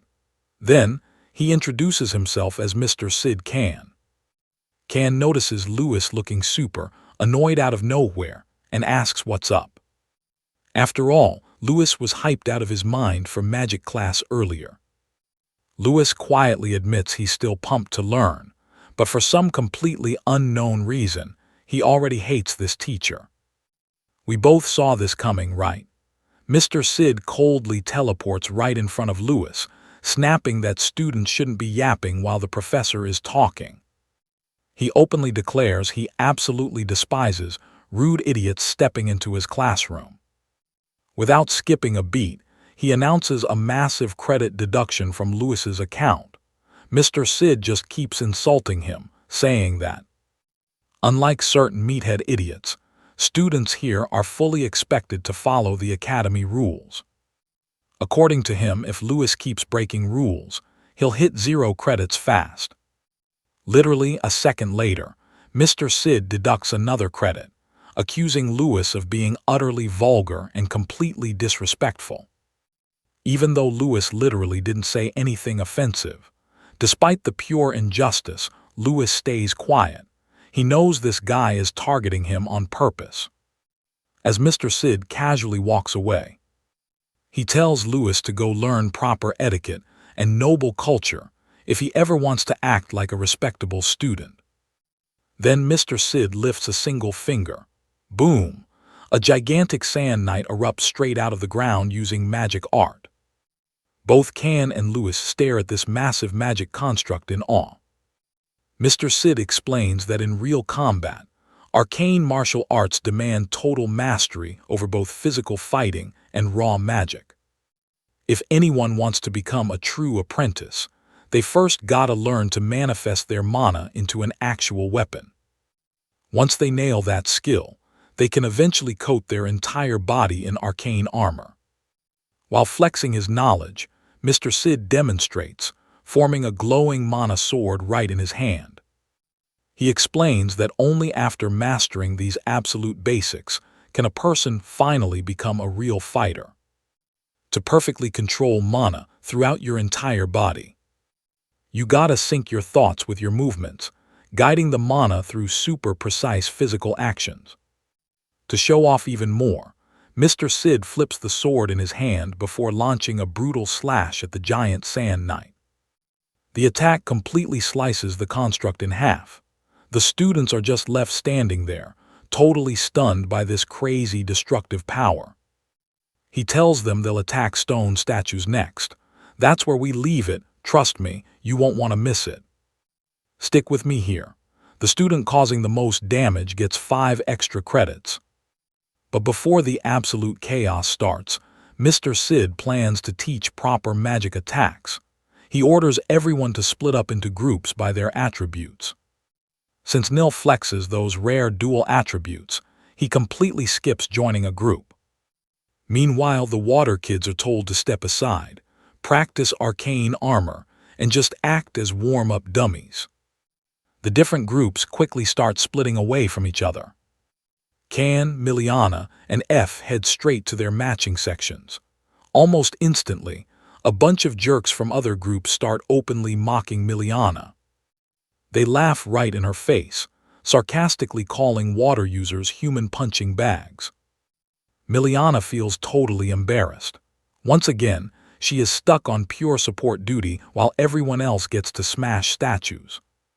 That bitter frustration bubbling up inside her just keeps growing stronger. At this lame pace, she feels like becoming a legendary grandmaster is basically 0% possible. Super stressed out, she quietly mutters about wanting to prove her strength to someone specific. Now pay attention. Hearing that, Lewis totally wonders who she means. Maybe the Arcanist Association. Louis steps up and flat out asks her what is bothering her. But Miliana gets super flustered, insisting it is absolutely nothing major and totally none of his business.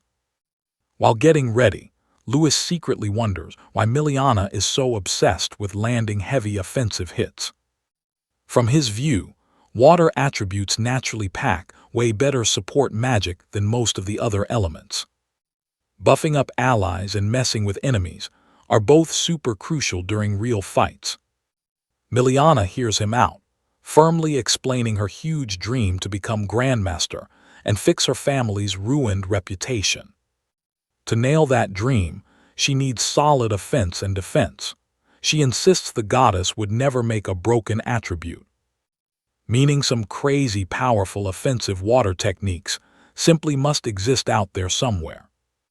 Riding on that belief, she spent years buffing her water blade with magic potions, even creating sick multi-hit combo variations.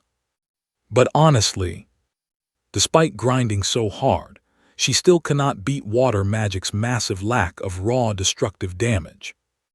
Deep down, she is terrified that water users might actually never reach that elite Grandmaster tier. Right then, some random classmate approaches Miliana, telling her it is his turn and demanding some water support practice. Miliana throws up a water shield around him so he can train properly. But taking non-stop hits totally drains her. That heavy stress is clearly wrecking her physical body. Let's pause. Watching her struggle totally hits Lewis in the feels, instantly reminding him of his past life. Back then, guys mocked his disability. They laughed at him researching martial arts when he could barely walk and struggled with some brutal asthma. So many bullies harassed him, calling him straight-up pathetic for chasing completely impossible dreams. Some even stole his research, telling him to stop glorifying absolute failure. Others cruelly told him to just drop his work and literally go die. Looking at Miliana right now, Lewis totally realizes she fully understands her own weaknesses. Yet she refuses to drop her dream. Just like Cain, she pushes forward despite all the haters. Because of that, Lewis thinks maybe he can show her a wildly different path for martial arts and water magic.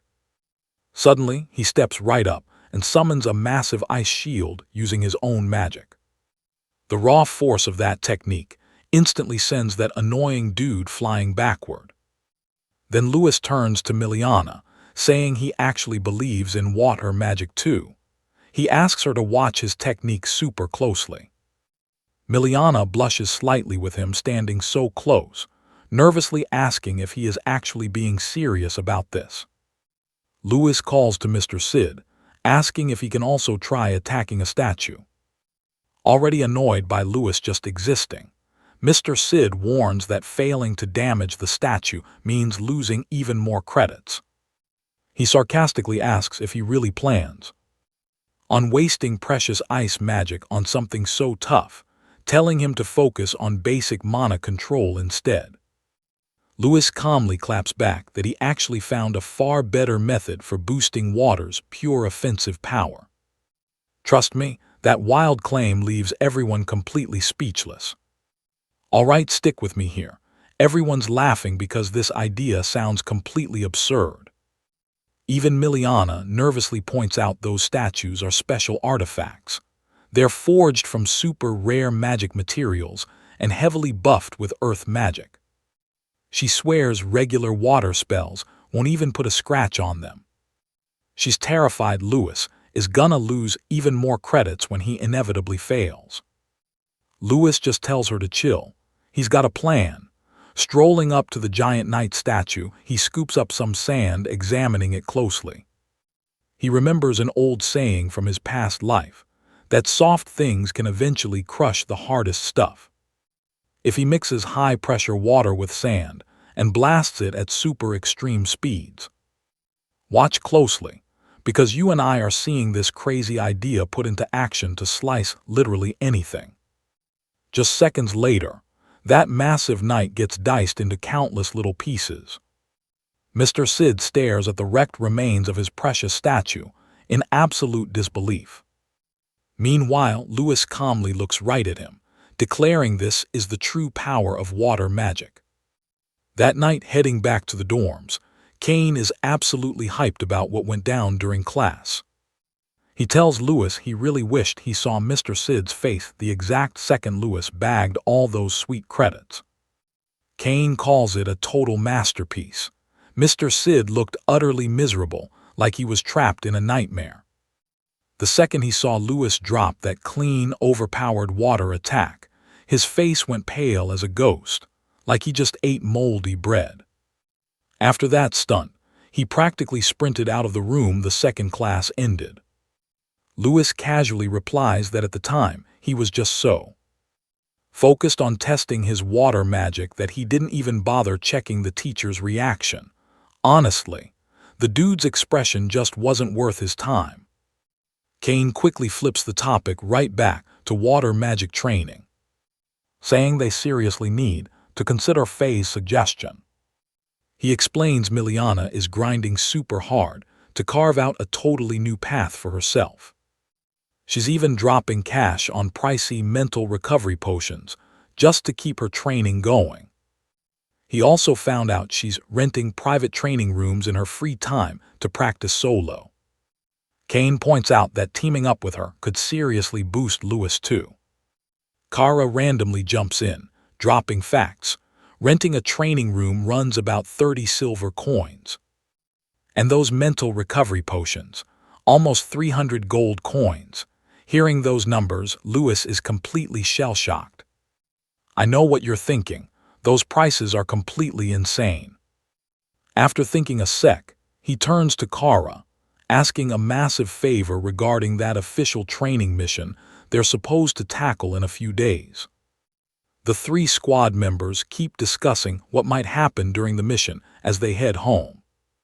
The very next day, the teacher gathers the class outside on academy grounds, giving a speech about their bodies leveling up every single day.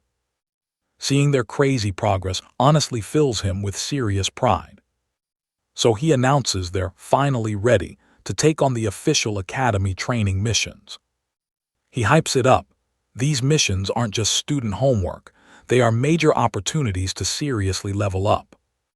He explains the Candria Arcanist Academy connects straight to the massive Mondo forest on the western border. Back in the day, that forest was ground zero for absolute nightmare monsters. But over time, it turned into a natural border completely dividing several major nations. Even today, countless monsters still call that entire forest home. The deeper you go, the more overpowered the monsters get. Meanwhile, creatures near the outer edge are way weaker. The academy itself was actually built to help defend the Empire against whatever creeps out of those woods.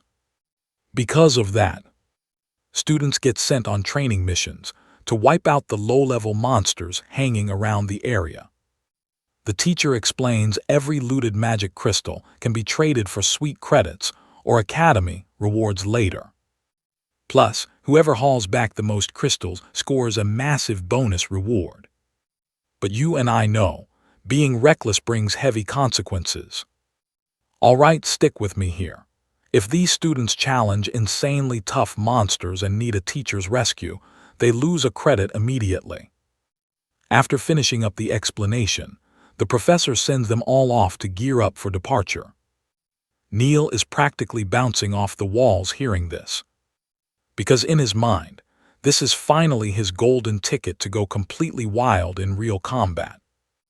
Meanwhile, Faye straight up asks Lewis if he actually plans on using real combat situations to help train Miliana. Lewis calmly replies that real battles expose a person's true skills way better than any controlled practice ever could. Because of that, everyone completely agrees on teaming up as a five-man squad. They figure that combining their raw strength and teamwork is gonna be way more effective than blowing tons of cash on super expensive training rooms, right? Then Faye turns over to Miliana and asks her what she thinks about the plan. Surprisingly, Miliana actually seems super hyped to join them. Right after, the professor announces that 5-man rookie groups will do their first mission with the upperclassmen. He explains this keeps them safe while learning from veterans. Then Lewis catches Jess glaring at him. She walks over, coldly pointing out that somehow they ended up stuck together in prep again. She reminds Lewis that training missions are crazy dangerous, and sarcastically tells him to make sure he doesn't end up dead out there. Lewis just says you only get stronger by surviving danger. Jess storms off, muttering that Lewis is way too arrogant. As she leaves, she whispers to a buddy that veterans shouldn't help rookies if a fight breaks out. Hein whispers to Lewis that teachers only watch from afar, rarely stepping in unless absolutely necessary. But still, now watch closely. He suspects these shady veterans might drag the rookies deep into the woods to face overpowered monsters. Lewis simply answers that stronger monsters drop way more valuable magic crystals, meaning totally massive payouts and extra academy credits for them. Shortly after, all the student groups start marching into the forest together. While heading deeper, Lewis chats with Kane about the forest itself, wondering if any insanely powerful survivors from ancient times could still be hiding out there. Kane explains that local saints wiped out most of the giant behemoths around there ages ago, so supposedly there shouldn't be any dangerous threats left near the outer zones. If they are lucky, they might just run into some fighter-class monsters. Nearby, the senior student assigned to supervise their squad overhears the whole conversation and secretly laughs at their absolute cluelessness. In his mind, taking down fighter-class monsters usually requires several trained combatants working together just to survive. The idea that a bunch of rookie trainees think they can beat those creatures seems ridiculously naive. Suddenly, a massive monster spawns right in front of them. Even the senior student watching over them looks totally stunned, because the beast standing there is a huge fighter-class bear. Instead of actually helping, the senior quickly leaps up into a nearby tree and hides safely among the branches.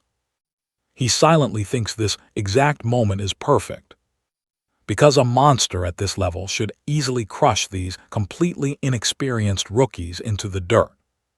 From his safe little hiding spot, he decides to just comfortably watch the disaster unfold. Lewis instantly gets annoyed the second he realizes what is happening. Meanwhile, the senior silently thinks about how insane this giant bear actually is. The creature packs unbelievable stamina and ridiculously strong physical defenses. You and I both know the deal. These students are about to face a brutal fight they aren't prepared for. Despite that, Lewis immediately shouts at everyone in his squad to get into their combat formations. The moment the bear lets out a deafening roar, all 5 members ready their weapons and attack together. Faye strikes first with his spear, while Kane attacks from behind using his brand new martial arts technique. But the second his attack lands, Kane immediately realizes that the monster's body is literally as hard as solid rock. It does 0 damage. When the bear strikes back, Kane barely blocks the counterattack. Right after that, Faye charges in again while Kara attacks from another angle. Trust me, you gotta love this.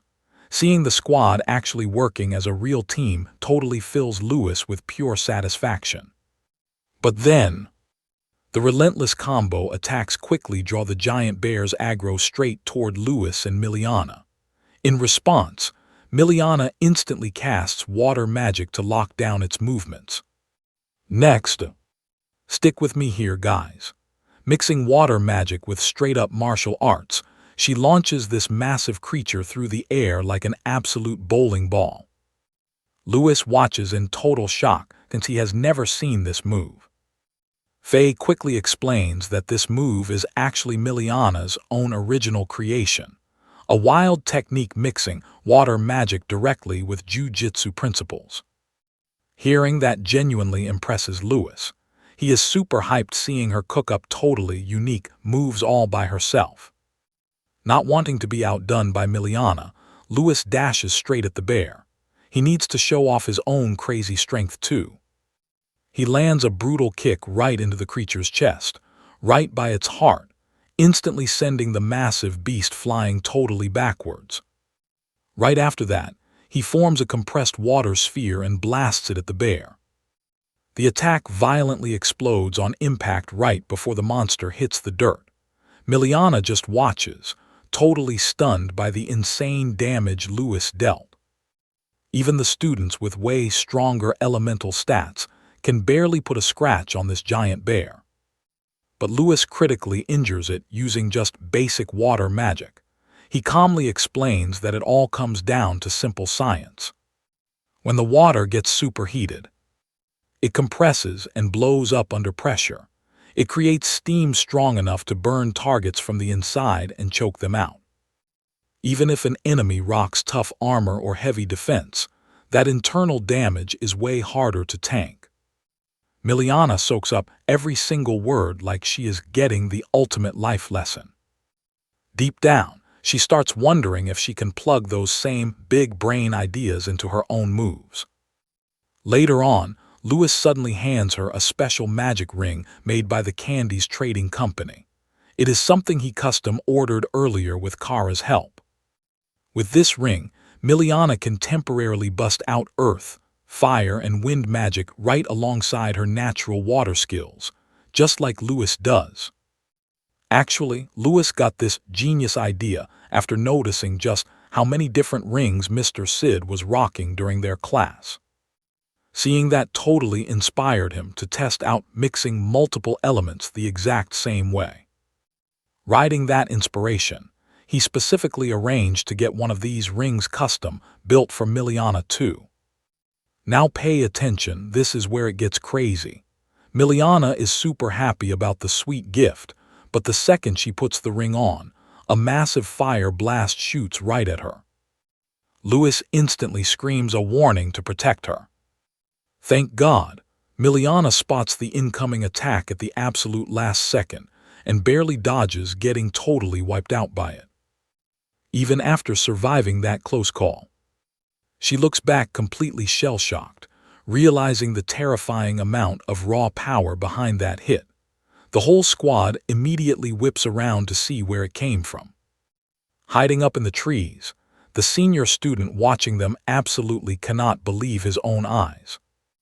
A massive brawler-class bear gets completely erased by that overwhelming force. Like its body never even existed. Right then, Lewis and the rest of the crew suddenly sense something gigantic stomping toward them straight through the woods. The giant trees all around them start shaking violently from the sheer weight and heavy presence of whatever is moving out there. Moments later, huge monsters emerge from the shadows. They are Blaze Kongs, straight-up fiery monster apes with pure natural madness. Kane instantly points out that this situation is incredibly bad. Lewis quickly asks him what kind of freaks these Blaze Kongs actually are. Kane quietly explains that these monsters have zero business being anywhere near the academy grounds. You and I know seeing even one Blaze Kong out here would be a huge red flag. So the fact an entire pack just pulled up together is literally unbelievable. Right after, these Blaze Kongs start chowing down on the dead giant bear's corpse right in front of everyone. The disgusting scene almost makes Miliana puke, while the other students also struggle to stomach this absolute horror show. At the same time, it clicks. All the other student groups deeper in the forest are probably in massive danger right now too. Their worst fears are confirmed fast, because every other group is running into Blaze Kongs, and nobody here is remotely ready to fight boss-tier monsters like this. Panic spreads like wildfire when everyone realizes they desperately need to track down a teacher fast. Meanwhile, elsewhere, the supervising teachers themselves are totally confused because students are suddenly getting dropped left and right, and nobody understands what is happening. But amid all this crazy chaos, There is still one completely insane guy willing to stand fearlessly face to face with a Blaze Kong. And yeah, it is Neil. He laughs wildly, staring the monster down, asking if it actually wants to brawl. His face is just pure hype as he cracks his knuckles. And trust me, you and I are gonna want to see what happens next. Alright, stick with me here. Students are desperately running from monsters everywhere. Meanwhile, Lewis is using his brain, realizing that if random monsters that totally shouldn't exist near the academy are suddenly spawning right here, then something way more dangerous is definitely happening behind the scenes. Right at that second, the senior student hiding up in the tree suddenly realizes a massive Blaze Kong has locked eyes dead on him. Totally freaking out, he quickly throws up an earth armor shield, but absolute terror is still freezing his whole body. Before he can even blink, the Blaze Kong drops a punch so insane it almost shatters him to pieces, just as the beast gears up to squish him flat. Lewis suddenly crashes the party, kicking the Blaze Kong square in the face, sending the giant beast flying backwards. Not wasting a single second, Lewis yells at Kara and Emiliana to grab the injured senior and get the heck out. They immediately listen to his orders. Even while falling back, they beg Lewis to run away with them, but he tells them to chill out because he will catch up soon. Getting totally humiliated like that just makes the Blaze Kong absolutely lose its mind. Pure rage takes over as the giant creature opens wide and blasts a massive fireball straight at the squad. Lewis instantly screams for everybody to take cover and dodge. The roaring flames are so incredibly intense that Miliana and Kara just barely survive the insane explosion. Faye quickly catches on that these Blaze Kongs are actively hunting them for the kill, not just swinging randomly. Now watch closely. Kine realizes their only option left is fighting together to survive. Using some slick wind magic for a speed boost, Kine rushes the Blaze Kong at crazy speeds, slashing with his dagger. Even though it's barely a scratch on the huge monster, he still manages to draw blood. At the same time, Faye pushes forward, slicing the beast's arm with her spear before striking again and forcing the massive thing down to the dirt. Kine watches, totally hyped by the insane power behind her hits. Faye instantly chains into her sacred spear technique, unleashing Crescent Fall, spinning up a massive tornado force aimed right for the Blaze Kong's heart. For a second, it looks like a clean kill, but then the monster snaps its eyes open, and a horrified Faye realizes it just cast crystal magic to buff its defense. Not backing down, she thrusts her sacred spear again, piercing straight through its body and triggering a massive, violent eruption everywhere. Standing tall over the beast, she gets a quick burst of pride for actually taking it down, but that fades instantly when Kine screams at her to keep her guard up. The second Faye turns around. She sees the Blaze Kong looming right over her head, completely shrugging off all that insane damage she just dealt. The monster opens wide, blasting another totally devastating wave of fire straight at her face. At the very last possible second, Lewis jumps in front, tanking it with a huge ice shield. Right after, he summons giant ice spears from the ground, locking the Blaze Kong inside layers of freezing solid ice. They finally catch a quick break, but you and I know anime rules. Faye drops a quick thank you, totally mind-blown over how this Kong survived a direct hit straight through the heart. Lewis barely even hears her though, since he's completely dialed in on the frozen monster. He quickly catches on that the beast is charging up for another massive fire breath attack. Without blinking, he shoves Faye out of the way right as the Blaze Kong violently shatters out of its frozen ice prison. To everyone's absolute horror, all the heavy damage Kine and Faye dealt just instantly heals up. The whole crew is stunned. They knew Blaze Kongs were super aggressive, sure, but nobody ever mentioned them having this crazy, terrifying healing factor. As Lewis watches the monster bounce right back, it hits him. This whole vibe reminds him of Neil. Just like Neil, this beast is literally leveling up through pain and the heat of battle itself. Somewhere else in the woods, the professor is fighting off a whole pack of Blaze Kongs and getting super frustrated. No matter how many times he slashes them, these monsters keep healing and bulking up.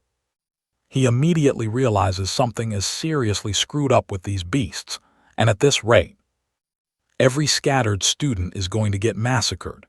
Back on the battlefield, Lewis also gets how totally bad things are looking, because even more Blaze Kongs are slowly boxing his squad in from every single angle. That's where we leave it, with Miliana and Kara fighting desperately to survive.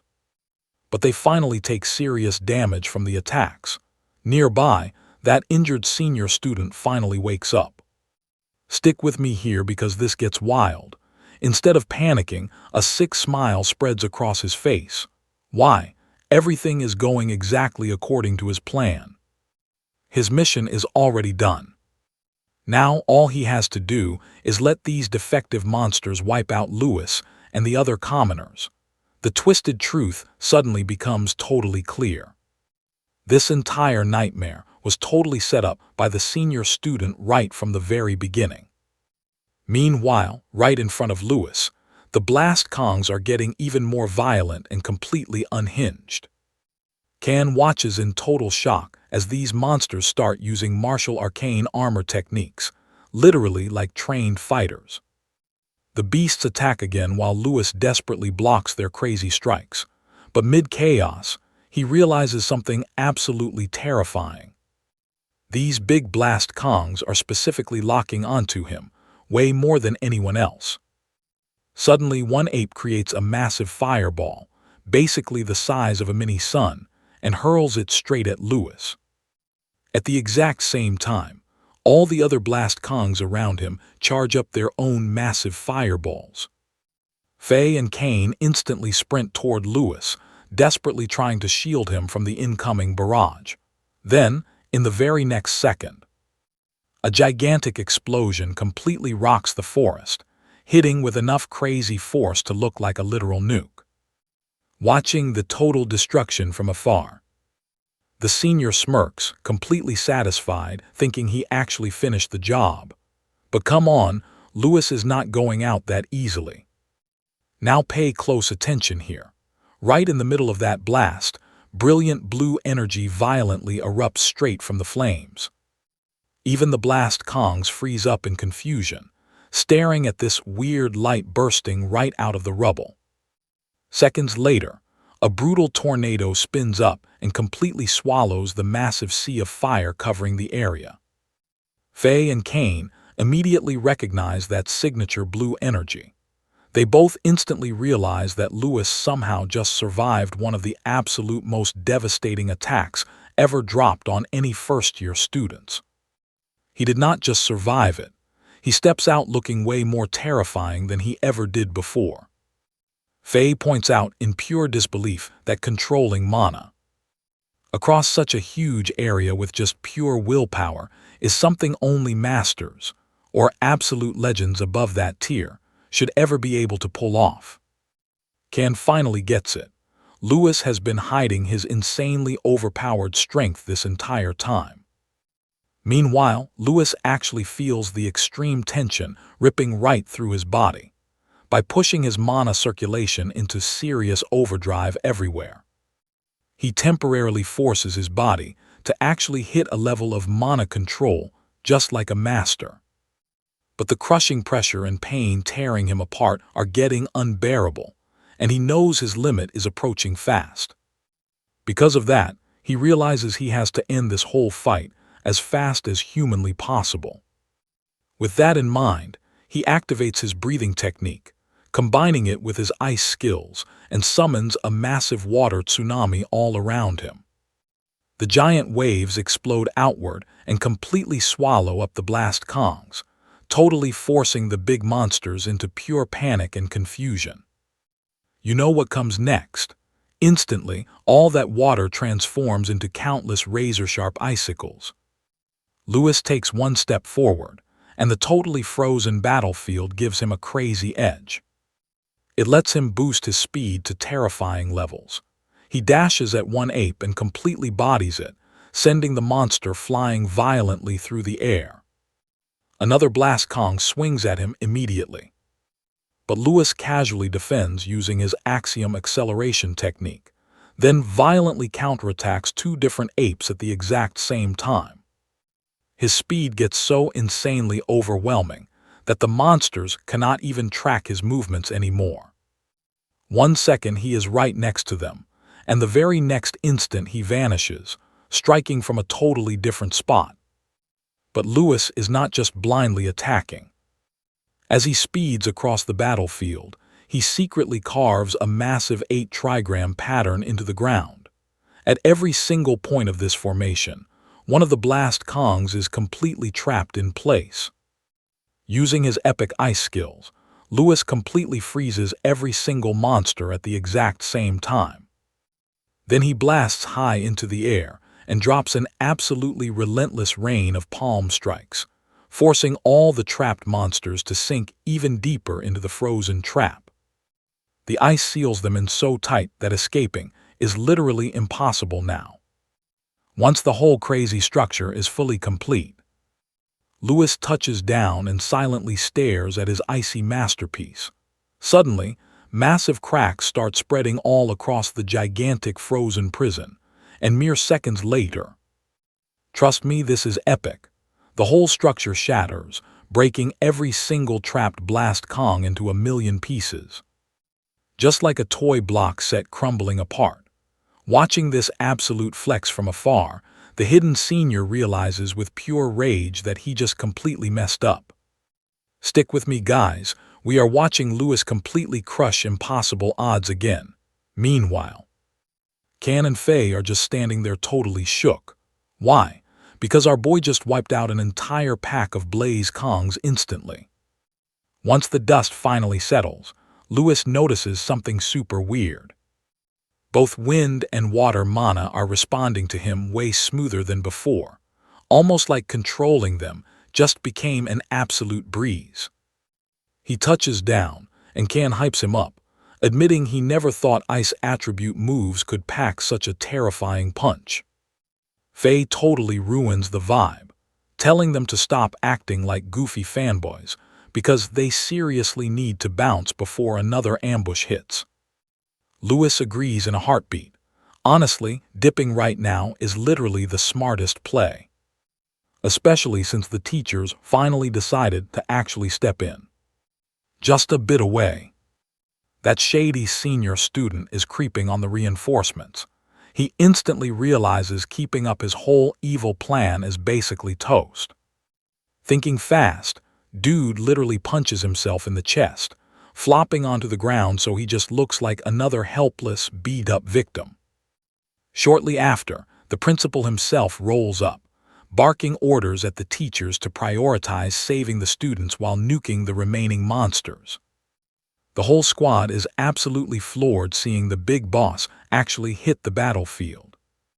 Now pay attention here, because the principal marches straight over to our crew, checking if they are okay. Can spills the beans fast, saying they only survived because of Lewis. Faye chimes in, bragging that Lewis soloed multiple Master Tier Blaze Kongs and straight up saved them from getting totally wiped out. Hearing this massive flex, even the head honcho looks mind blown. Since soloing monsters at that level is pure insanity, but Lewis speaks up, saying the whole vibe of this attack felt extremely sketch. He then hands over a frozen chunk from one of those ice-strapped Blaze Kongs. After checking it out, the principal tells our guys to head back to the academy, while he personally handles the rest of this mess. Later on, Lewis hits up the academy marketplace and pops into a random shop. The shopkeeper hypes him up, saying his mission run just scored him an absolutely massive pile of points and academy credits. But she is also super confused. Why is he dropping all that cash on an insane amount of mental recovery potions? She warns him that chugging too many of those will wreck his body. Lewis casually says he knows the risks. Right then, Kylie randomly pops up, asking to pull him aside for a quick private chat. She drops a bomb. After investigating those Blaze Kong bodies they dragged back, the science team found heavy alchemy traces, magic steroids, and straight-up artificial mods, basically proving Lewis was 100% right all along. "You and I both knew this was rigged." Kylie says the principal suspect's straight-up enemy forces. According to her intel, some shady factions are getting twitchy because His Majesty and Lady Million are getting older, but nobody is officially lined up for the throne yet. So taking out or controlling kids tied to massive VIPs is just a smart political play. Since the Academy holds absolutely insane clout inside the Northern Empire, whoever runs it next gets a massive cheat code. Lewis is stunned this nightmare was just succession drama. Still, he cannot just ignore how those Blaze Kongs hard-targeted him during that entire fight. Kylie promises she is going to personally dig into this, swearing to help him however possible. Before bouncing, she tells him to keep leveling up because the principal clearly expects huge things here. Once she leaves, Lewis just stares quietly at his potion, realizing yet again that he desperately needs to get way stronger.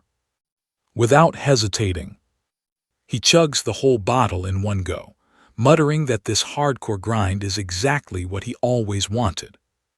Then he thinks about his squad and the crazy dangers now circling them all. Meanwhile, elsewhere, that scumbag senior who caused the attack reports straight to his dad. He brags that their sick monster mod experiment totally succeeded in boosting combat stats perfectly on target. But honestly, the results still did not meet their expectations. What do you and I take from this? Even with self-destructing monsters the Academy scored bodies, it is getting wild. Listen up, if the headmaster uncovers the truth, they are facing absolutely massive trouble. But despite that wild risk, the mastermind behind this whole shady operation stays perfectly calm. He explains those experimental subjects originally came straight from the Beauty Empire. So even if the headmaster suspects something, proving it is basically impossible. But more importantly, the guy stares right at a photo of Louis, seriously wondering who this kid actually is. Boss admits he's been super suspicious of Louis for quite a while now. He says that terrifying aura surrounding Louis is totally unmistakable. Plus, he firmly believes the headmaster is actively helping cover up the kid's real identity behind the scenes. But whatever the real truth is, they both completely agree that Louis is quickly becoming a super dangerous roadblock to their plans. The villain coldly burns the picture of Louis right there, before ordering his son to permanently handle this problem. The boss instantly labels Louis a cursed kid capable of total destruction. He warns that if Louis keeps messing around near their secret weapon, everything they built could permanently collapse. Right after hearing that, the bad guy orders his son to leak all their gathered intel straight to the top ranks of the Arcanist Association. He figures the association will gladly eat up all those wild rumors about the cursed kid. If they find out a crazy dangerous kid exists inside the Academy, they will absolutely kick off their own hardcore investigation. In this villain's eyes, the enemy of his enemy easily becomes a very useful ally. Now pay attention here. The mastermind behind this conspiracy is Prince Bon, the Duke leading the noble faction and Brian's own dad. Shortly after, Louis hits up the training field, where he just keeps grinding his meditation techniques. Even with his eyes completely shut tight, the guy stays insanely aware of everything moving around him. Can suddenly ambushes him from behind, hoping for a sneak attack, but Louis instantly senses the movement and blocks the strike with zero effort. He does not just defend perfectly. He actually answers Can's desperate attacks by throwing back his own heavy strikes. Mid-fight, another massive burst of raw power gets blasted straight toward Louis out of nowhere. This time, the attack comes from the infamous Faye, who literally never knows how to hold back during combat.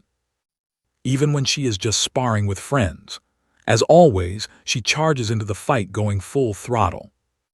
However, just like before, Louis stays completely chill the exact second that crazy attack gets close to him.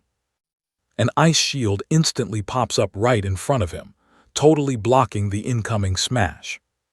I know what you're thinking. The squad watches closely, convinced they finally cornered him for a decisive hit. Did Louis actually overlook a blind spot this time? Miliana, though, quickly figures out that Louis has already seen straight through their entire coordinated strategy.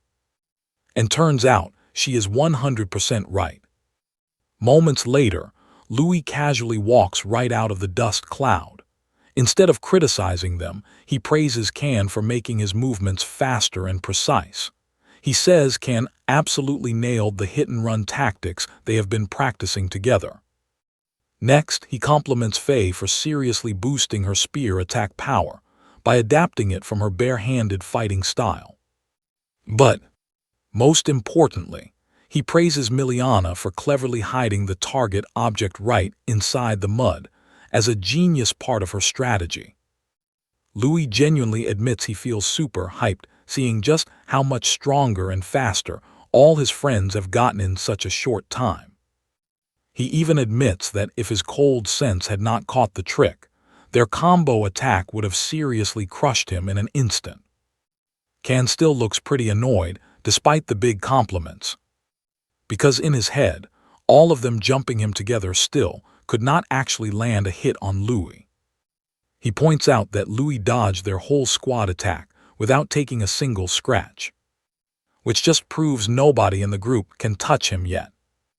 Meanwhile, Faye is completely fascinated by Louis' insane ability to read every single movement around him, using what he calls his cold sense. She straight up admits she has never heard of any combat technique even remotely like that. Louis explains the skill relies on syncing your mind and mana flow together. He says he is actually still researching and perfecting the whole thing himself. Still, he promises that once she actually grasps the right core principles behind the technique, he will teach her how to use it in future training sessions. As they chat, Miliana tosses Louis a recovery potion. At that exact same time, Faye randomly tries to sneak another punch at him, and once again she completely whiffs the hit. So what do you and I take from this? Miliana watches him, basically thinking Louis is so abnormal he does not even belong here. Let us jump right in.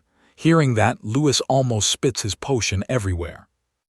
Looking super nervous, he quickly asks her why she would say something like that. Wiping his mouth, Miliana explains it is just because he freely shares his awesome skills with everyone.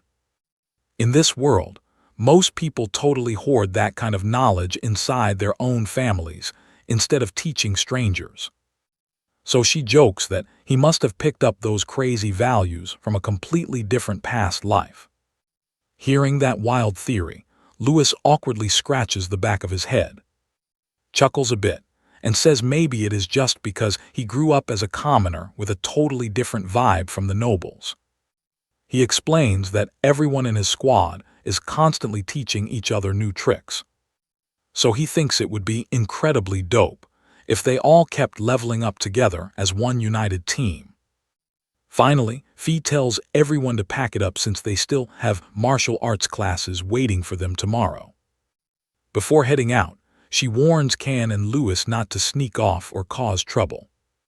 Kane immediately teases her back, and soon the whole squad starts walking off together, totally joking around with each other. But Louis actually stays behind on the training grounds. Checking his bag, he realizes he is fresh out of recovery potions again, which means he needs to grab more soon. Just as he is about to chug another one, Kylie suddenly appears and stops him. She immediately asks why he is drinking another after having a mental recovery potion just yesterday. She reminds him that she already warned him about spamming these intense magic potions, which could literally turn his brain to mush. Hearing that makes Lewis reflect hard on everything he is carrying. He remembers the promise he made to his mom about becoming a Grandmaster, taking back the orphanage from the association, and using his power to protect absolutely everyone he cares about. Now pay attention. With powerful enemies actively hunting him, things are getting extremely real. He is totally convinced that he absolutely needs to get stronger, no matter the cost. He quietly insists he is being careful not to overdo it and will be fine, mentally. These potions let him double his crazy training output, and unlike other guys, he literally does not have the luxury to take things slow. Kylie gives him a dead serious look and asks if he is actually sure. Right after Lewis gets some energy back thanks to that potion, Kylie suddenly tenses up inside her armor because she senses an insanely powerful aura erupting around him. Lewis gets super confused by her reaction, asking if he accidentally did something weird. Because somehow his mana is suddenly flowing way smoother than before, Kylie struggles to answer, not even fully understanding what she is sensing. Just as she is about to speak up, "You and I both know what is coming." Seeing the huge pile of empty bottles, she instantly looks furious that he chugged them all alone. Pure embarrassment hits Lewis's face as Kylie angrily tells him that she checked the trade logs and found out this is his 8th time swapping for more potions this month. That basically means he is downing at least 2 of them every day. Lewis claps back that if he really wants to hit Grandmaster tier super fast, then this is his only play, especially since his body is not showing any serious side effects yet. Kylie instantly shuts that down, insisting that reaching Grandmaster is not something achieved that easily. According to her, what he desperately needs right now is proper foundational training, instead of depending on drug-like substances just to push past his natural limits. She warns that even without feeling the damage yet, those potions could totally wreck his insides and turn him to mush. Wasting literally not a single second, Kylie grips his hand hard, saying they are immediately doing an aura and magic potion test to see if something is already messed up inside him. Finally, Kylie drags Lewis to get his blood tested, and he lets it drip into a special potion while the principal inspects it personally, after carefully studying the insane results. So what do we make of this? The situation is incredibly weird. Stick with me here. Absolutely zero signs of potion damage are messing with Lewis and his brain. In fact, it is the exact opposite. His brain activity is completely off the charts and super stimulated right now. Kylie immediately calls cap on this, loudly protesting that his recent behavior has been completely bizarre and totally abnormal. She points out how he keeps spacing out, plus moments ago, this massive, monstrous wave of crazy energy totally exploded right out of his body. She also explains that he drops this terrifying killer intent that seriously creeps her out big time. The director fully admits that her worries are totally valid and concerning. But considering the wild fact that his magic power is actually spiking crazy high, instead of dropping, he wonders if this phenomenon is some legendary, unique enlightenment for someone like him. At the same time, another thought hits him. He silently wonders if this weirdly connects to those mysterious traits of the cursed kid. This exact thought immediately hypes up the director's curiosity even more, so he asks Lewis to deeply explain every single thing he is experiencing. As the chat keeps rolling, the director starts geeking out over enlightenment and where magic power actually originates in this crazy world. Now pay attention here. He mentions goddess magic and starts deeply questioning if humans and monsters were even meant to have this power in the first place. After thinking deeply about all this, the director finally concludes the world is just packed with weird mysteries that nobody completely understands just yet. Because of that, he thinks they should totally just treat this whole incident as completely unexplainable for now, instead of jumping to quick conclusions right away. Kylie keeps loudly arguing that something is definitely broken inside Lewis, but the director stands his ground and simply starts walking away from her. However, after taking just a few quick steps, he suddenly stops dead and sharply turns toward her.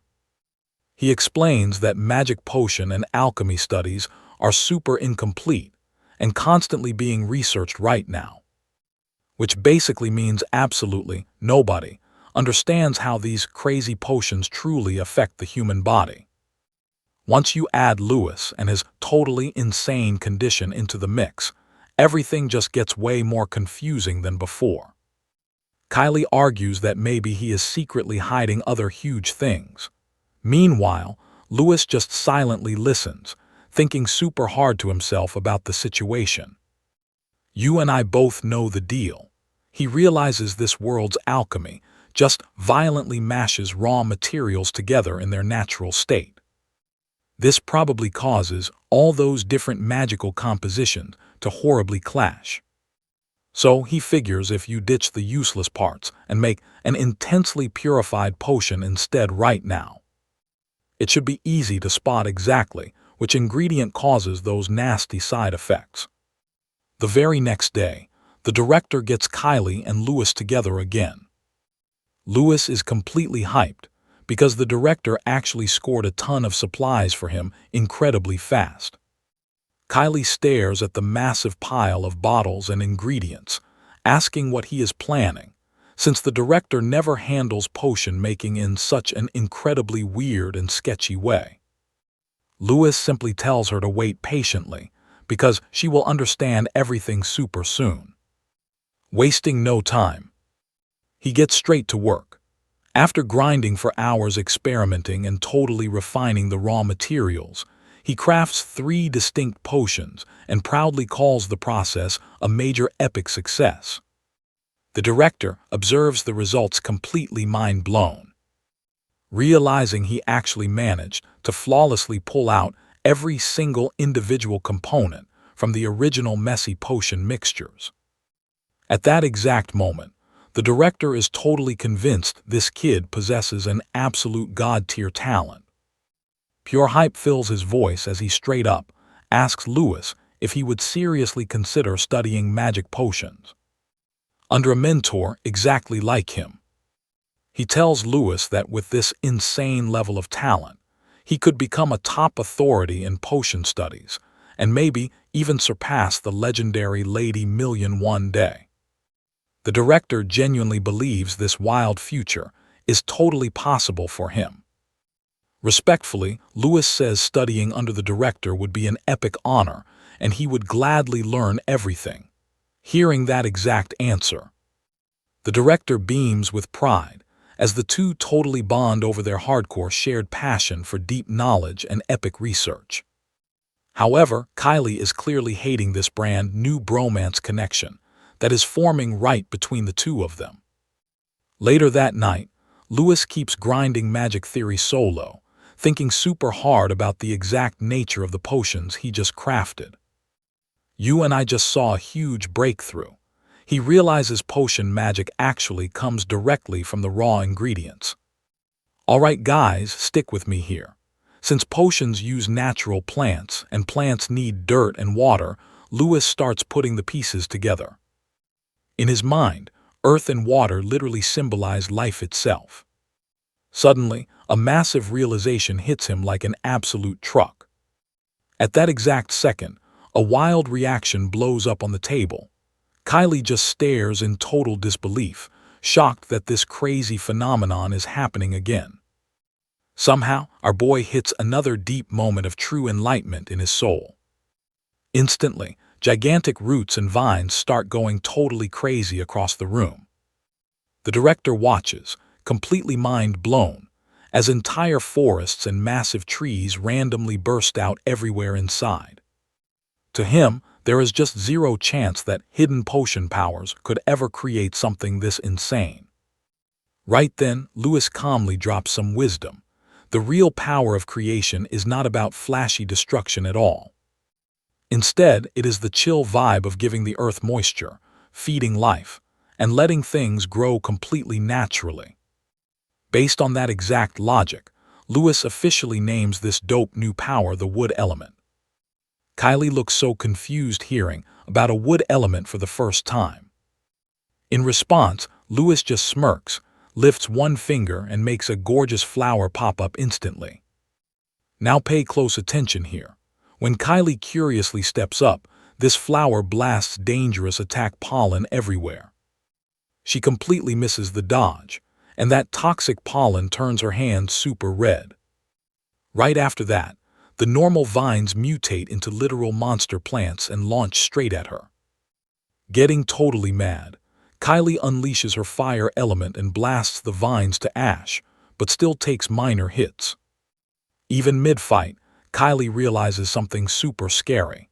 Lewis is not just making cute little plants with magic. He is literally weaponizing them to attack, and his skill leveling speed is honestly off the charts. Lewis casually fires back that making plants is not even the wood element's best trick.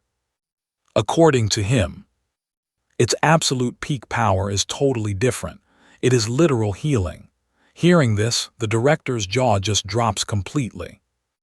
If Lewis is actually right here, then the entire logic behind health potions and healing creams probably came from this wood attribute stuff the whole time.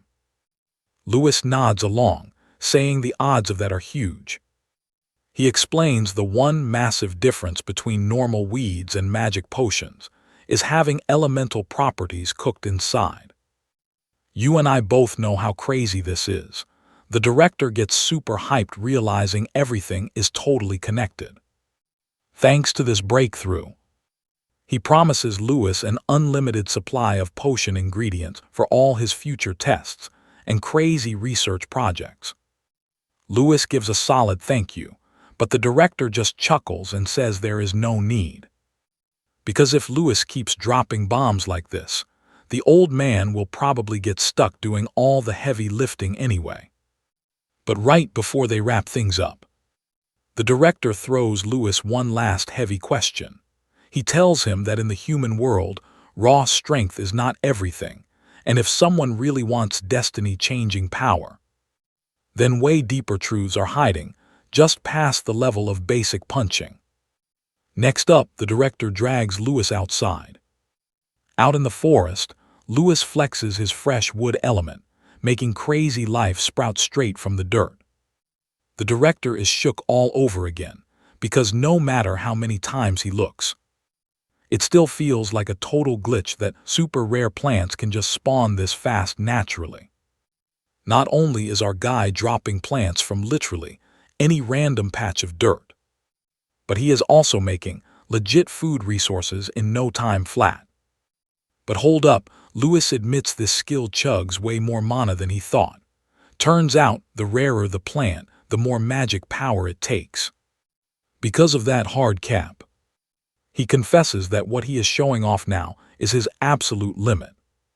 Still, the director is totally thrilled and just thinks about how everything in life costs something. So what do you and I take from this? Simple. For Lewis, that magic price tag is still insanely cheaper than anyone could ever expect. Alright, stick with me. You and I are watching Lewis literally purify magic potions. The director is absolutely hyped, slashing side effects and whipping up brand new formulas using wood attribute magic. That is next level genius. He makes it crystal clear. This kind of crazy progress isn't for just anybody. Only someone with Lewis's unique skill set could pull this off.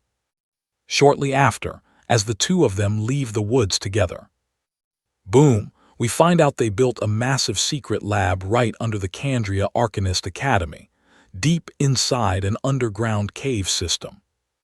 Inside this totally hidden base, they're cooking up special recovery potions, mana restorers, insane body buffs, and even mental healing elixirs as part of their non-stop crazy experiments. The director grabs one of these fresh brews.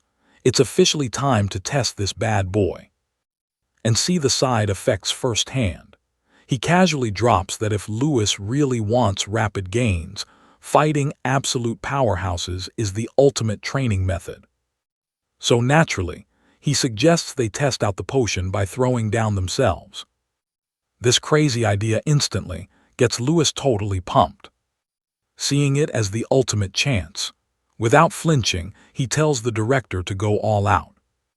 He chugs the potion down and immediately gets into a fighting stance against him. Now watch this. As this epic showdown explodes, Kylie watches, stunned. You and I are probably agreeing with her. Lewis is an absolute monster.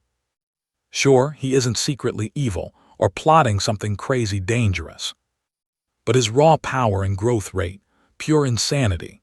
Later on, Lewis hits the showers, completely replaying that epic spar in his head.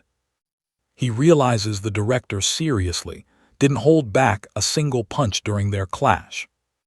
Honestly, if he hadn't cooked up those super overpowered potions beforehand, he'd probably be stuck in a hospital bed for a whole month from the damage. Chilling out, he starts brainstorming what kind of insane brews to invent next, looking for that ultimate skill boost. But wait. Stepping into his room, Kara is already chilling right there, staring super suspiciously at an empty potion bottle. Lewis practically jumps out of his skin, getting super nervous seeing him snooping.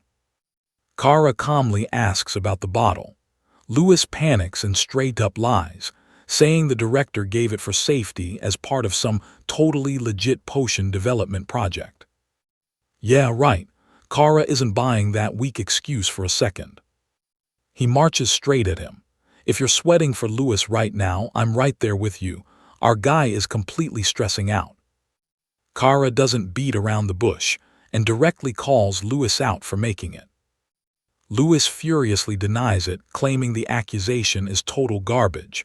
But honestly, the more he rambles, the more obvious it gets. He's an awful liar.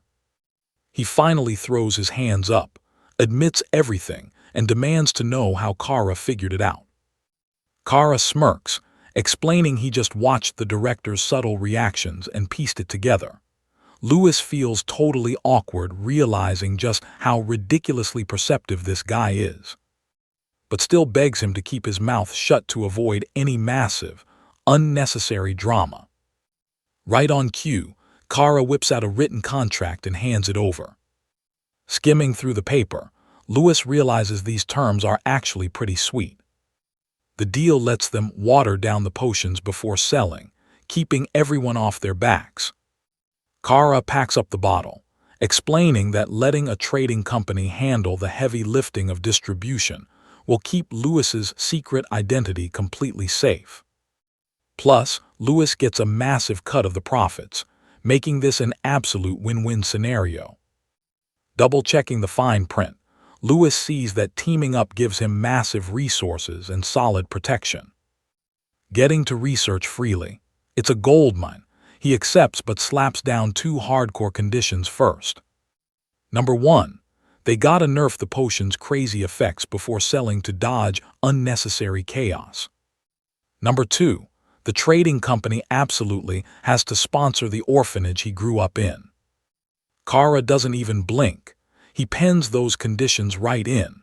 They both sign the dotted line, officially locking in this epic new business partnership. Heading out, Lewis casually drops that he'll brew more stock tomorrow and really needs some sleep. Kara just watches his new partner leave before heading back himself. But suddenly, after they split, two seriously sketchy assassin doves infiltrate the dorms, sneaking up right behind Kara for a silent kill. Despite their ninja stealth, Kara instantly senses the danger and parries the strike. This intruder is super frustrated, and honestly, you and I both know she messed with the wrong guy. Welcome back, guys, stick with me here. The visitor quickly apologizes for busting in, drops off some urgent intel, and totally dips. And boom, massive plot twist. It turns out Kara is actually a chick completely disguising her identity just so she can attend this crazy academy. Then she casually passes the mega contract to her two apprentices. They are completely lost, totally scratching their heads over why such a crazy big deal is being made for Lewis. One of them is hyping it up, saying if this wild plan actually works, their trading company could blow up and dominate the entire eastern region. The second dude is mind blown too, questioning how a kid as young as Lewis cooked up a genius scheme like this. Watch closely here. Kara silently realizes Lewis has absolute god-tier potential. Then the apprentices drop a heavy question. What if Lewis eventually backstabs them or supports a totally different royal heir? Kara does not even sweat it, smoothly replying that is exactly why she needs a favor. She breaks down her master plan to completely lock down the orphanage, because deep down, she knows Lewis is a good kid who deserves serious protection. Orders given, she dismisses the duo. Boom, they instantly morph back into doves and fly off into the night sky. Kara then stares up at the moon, stressing out about the brutal midterm exams creeping up on them. So what do you and I make of this? She knows they gotta rush this scheme, praying Lewis finally drops the act and shows his real identity.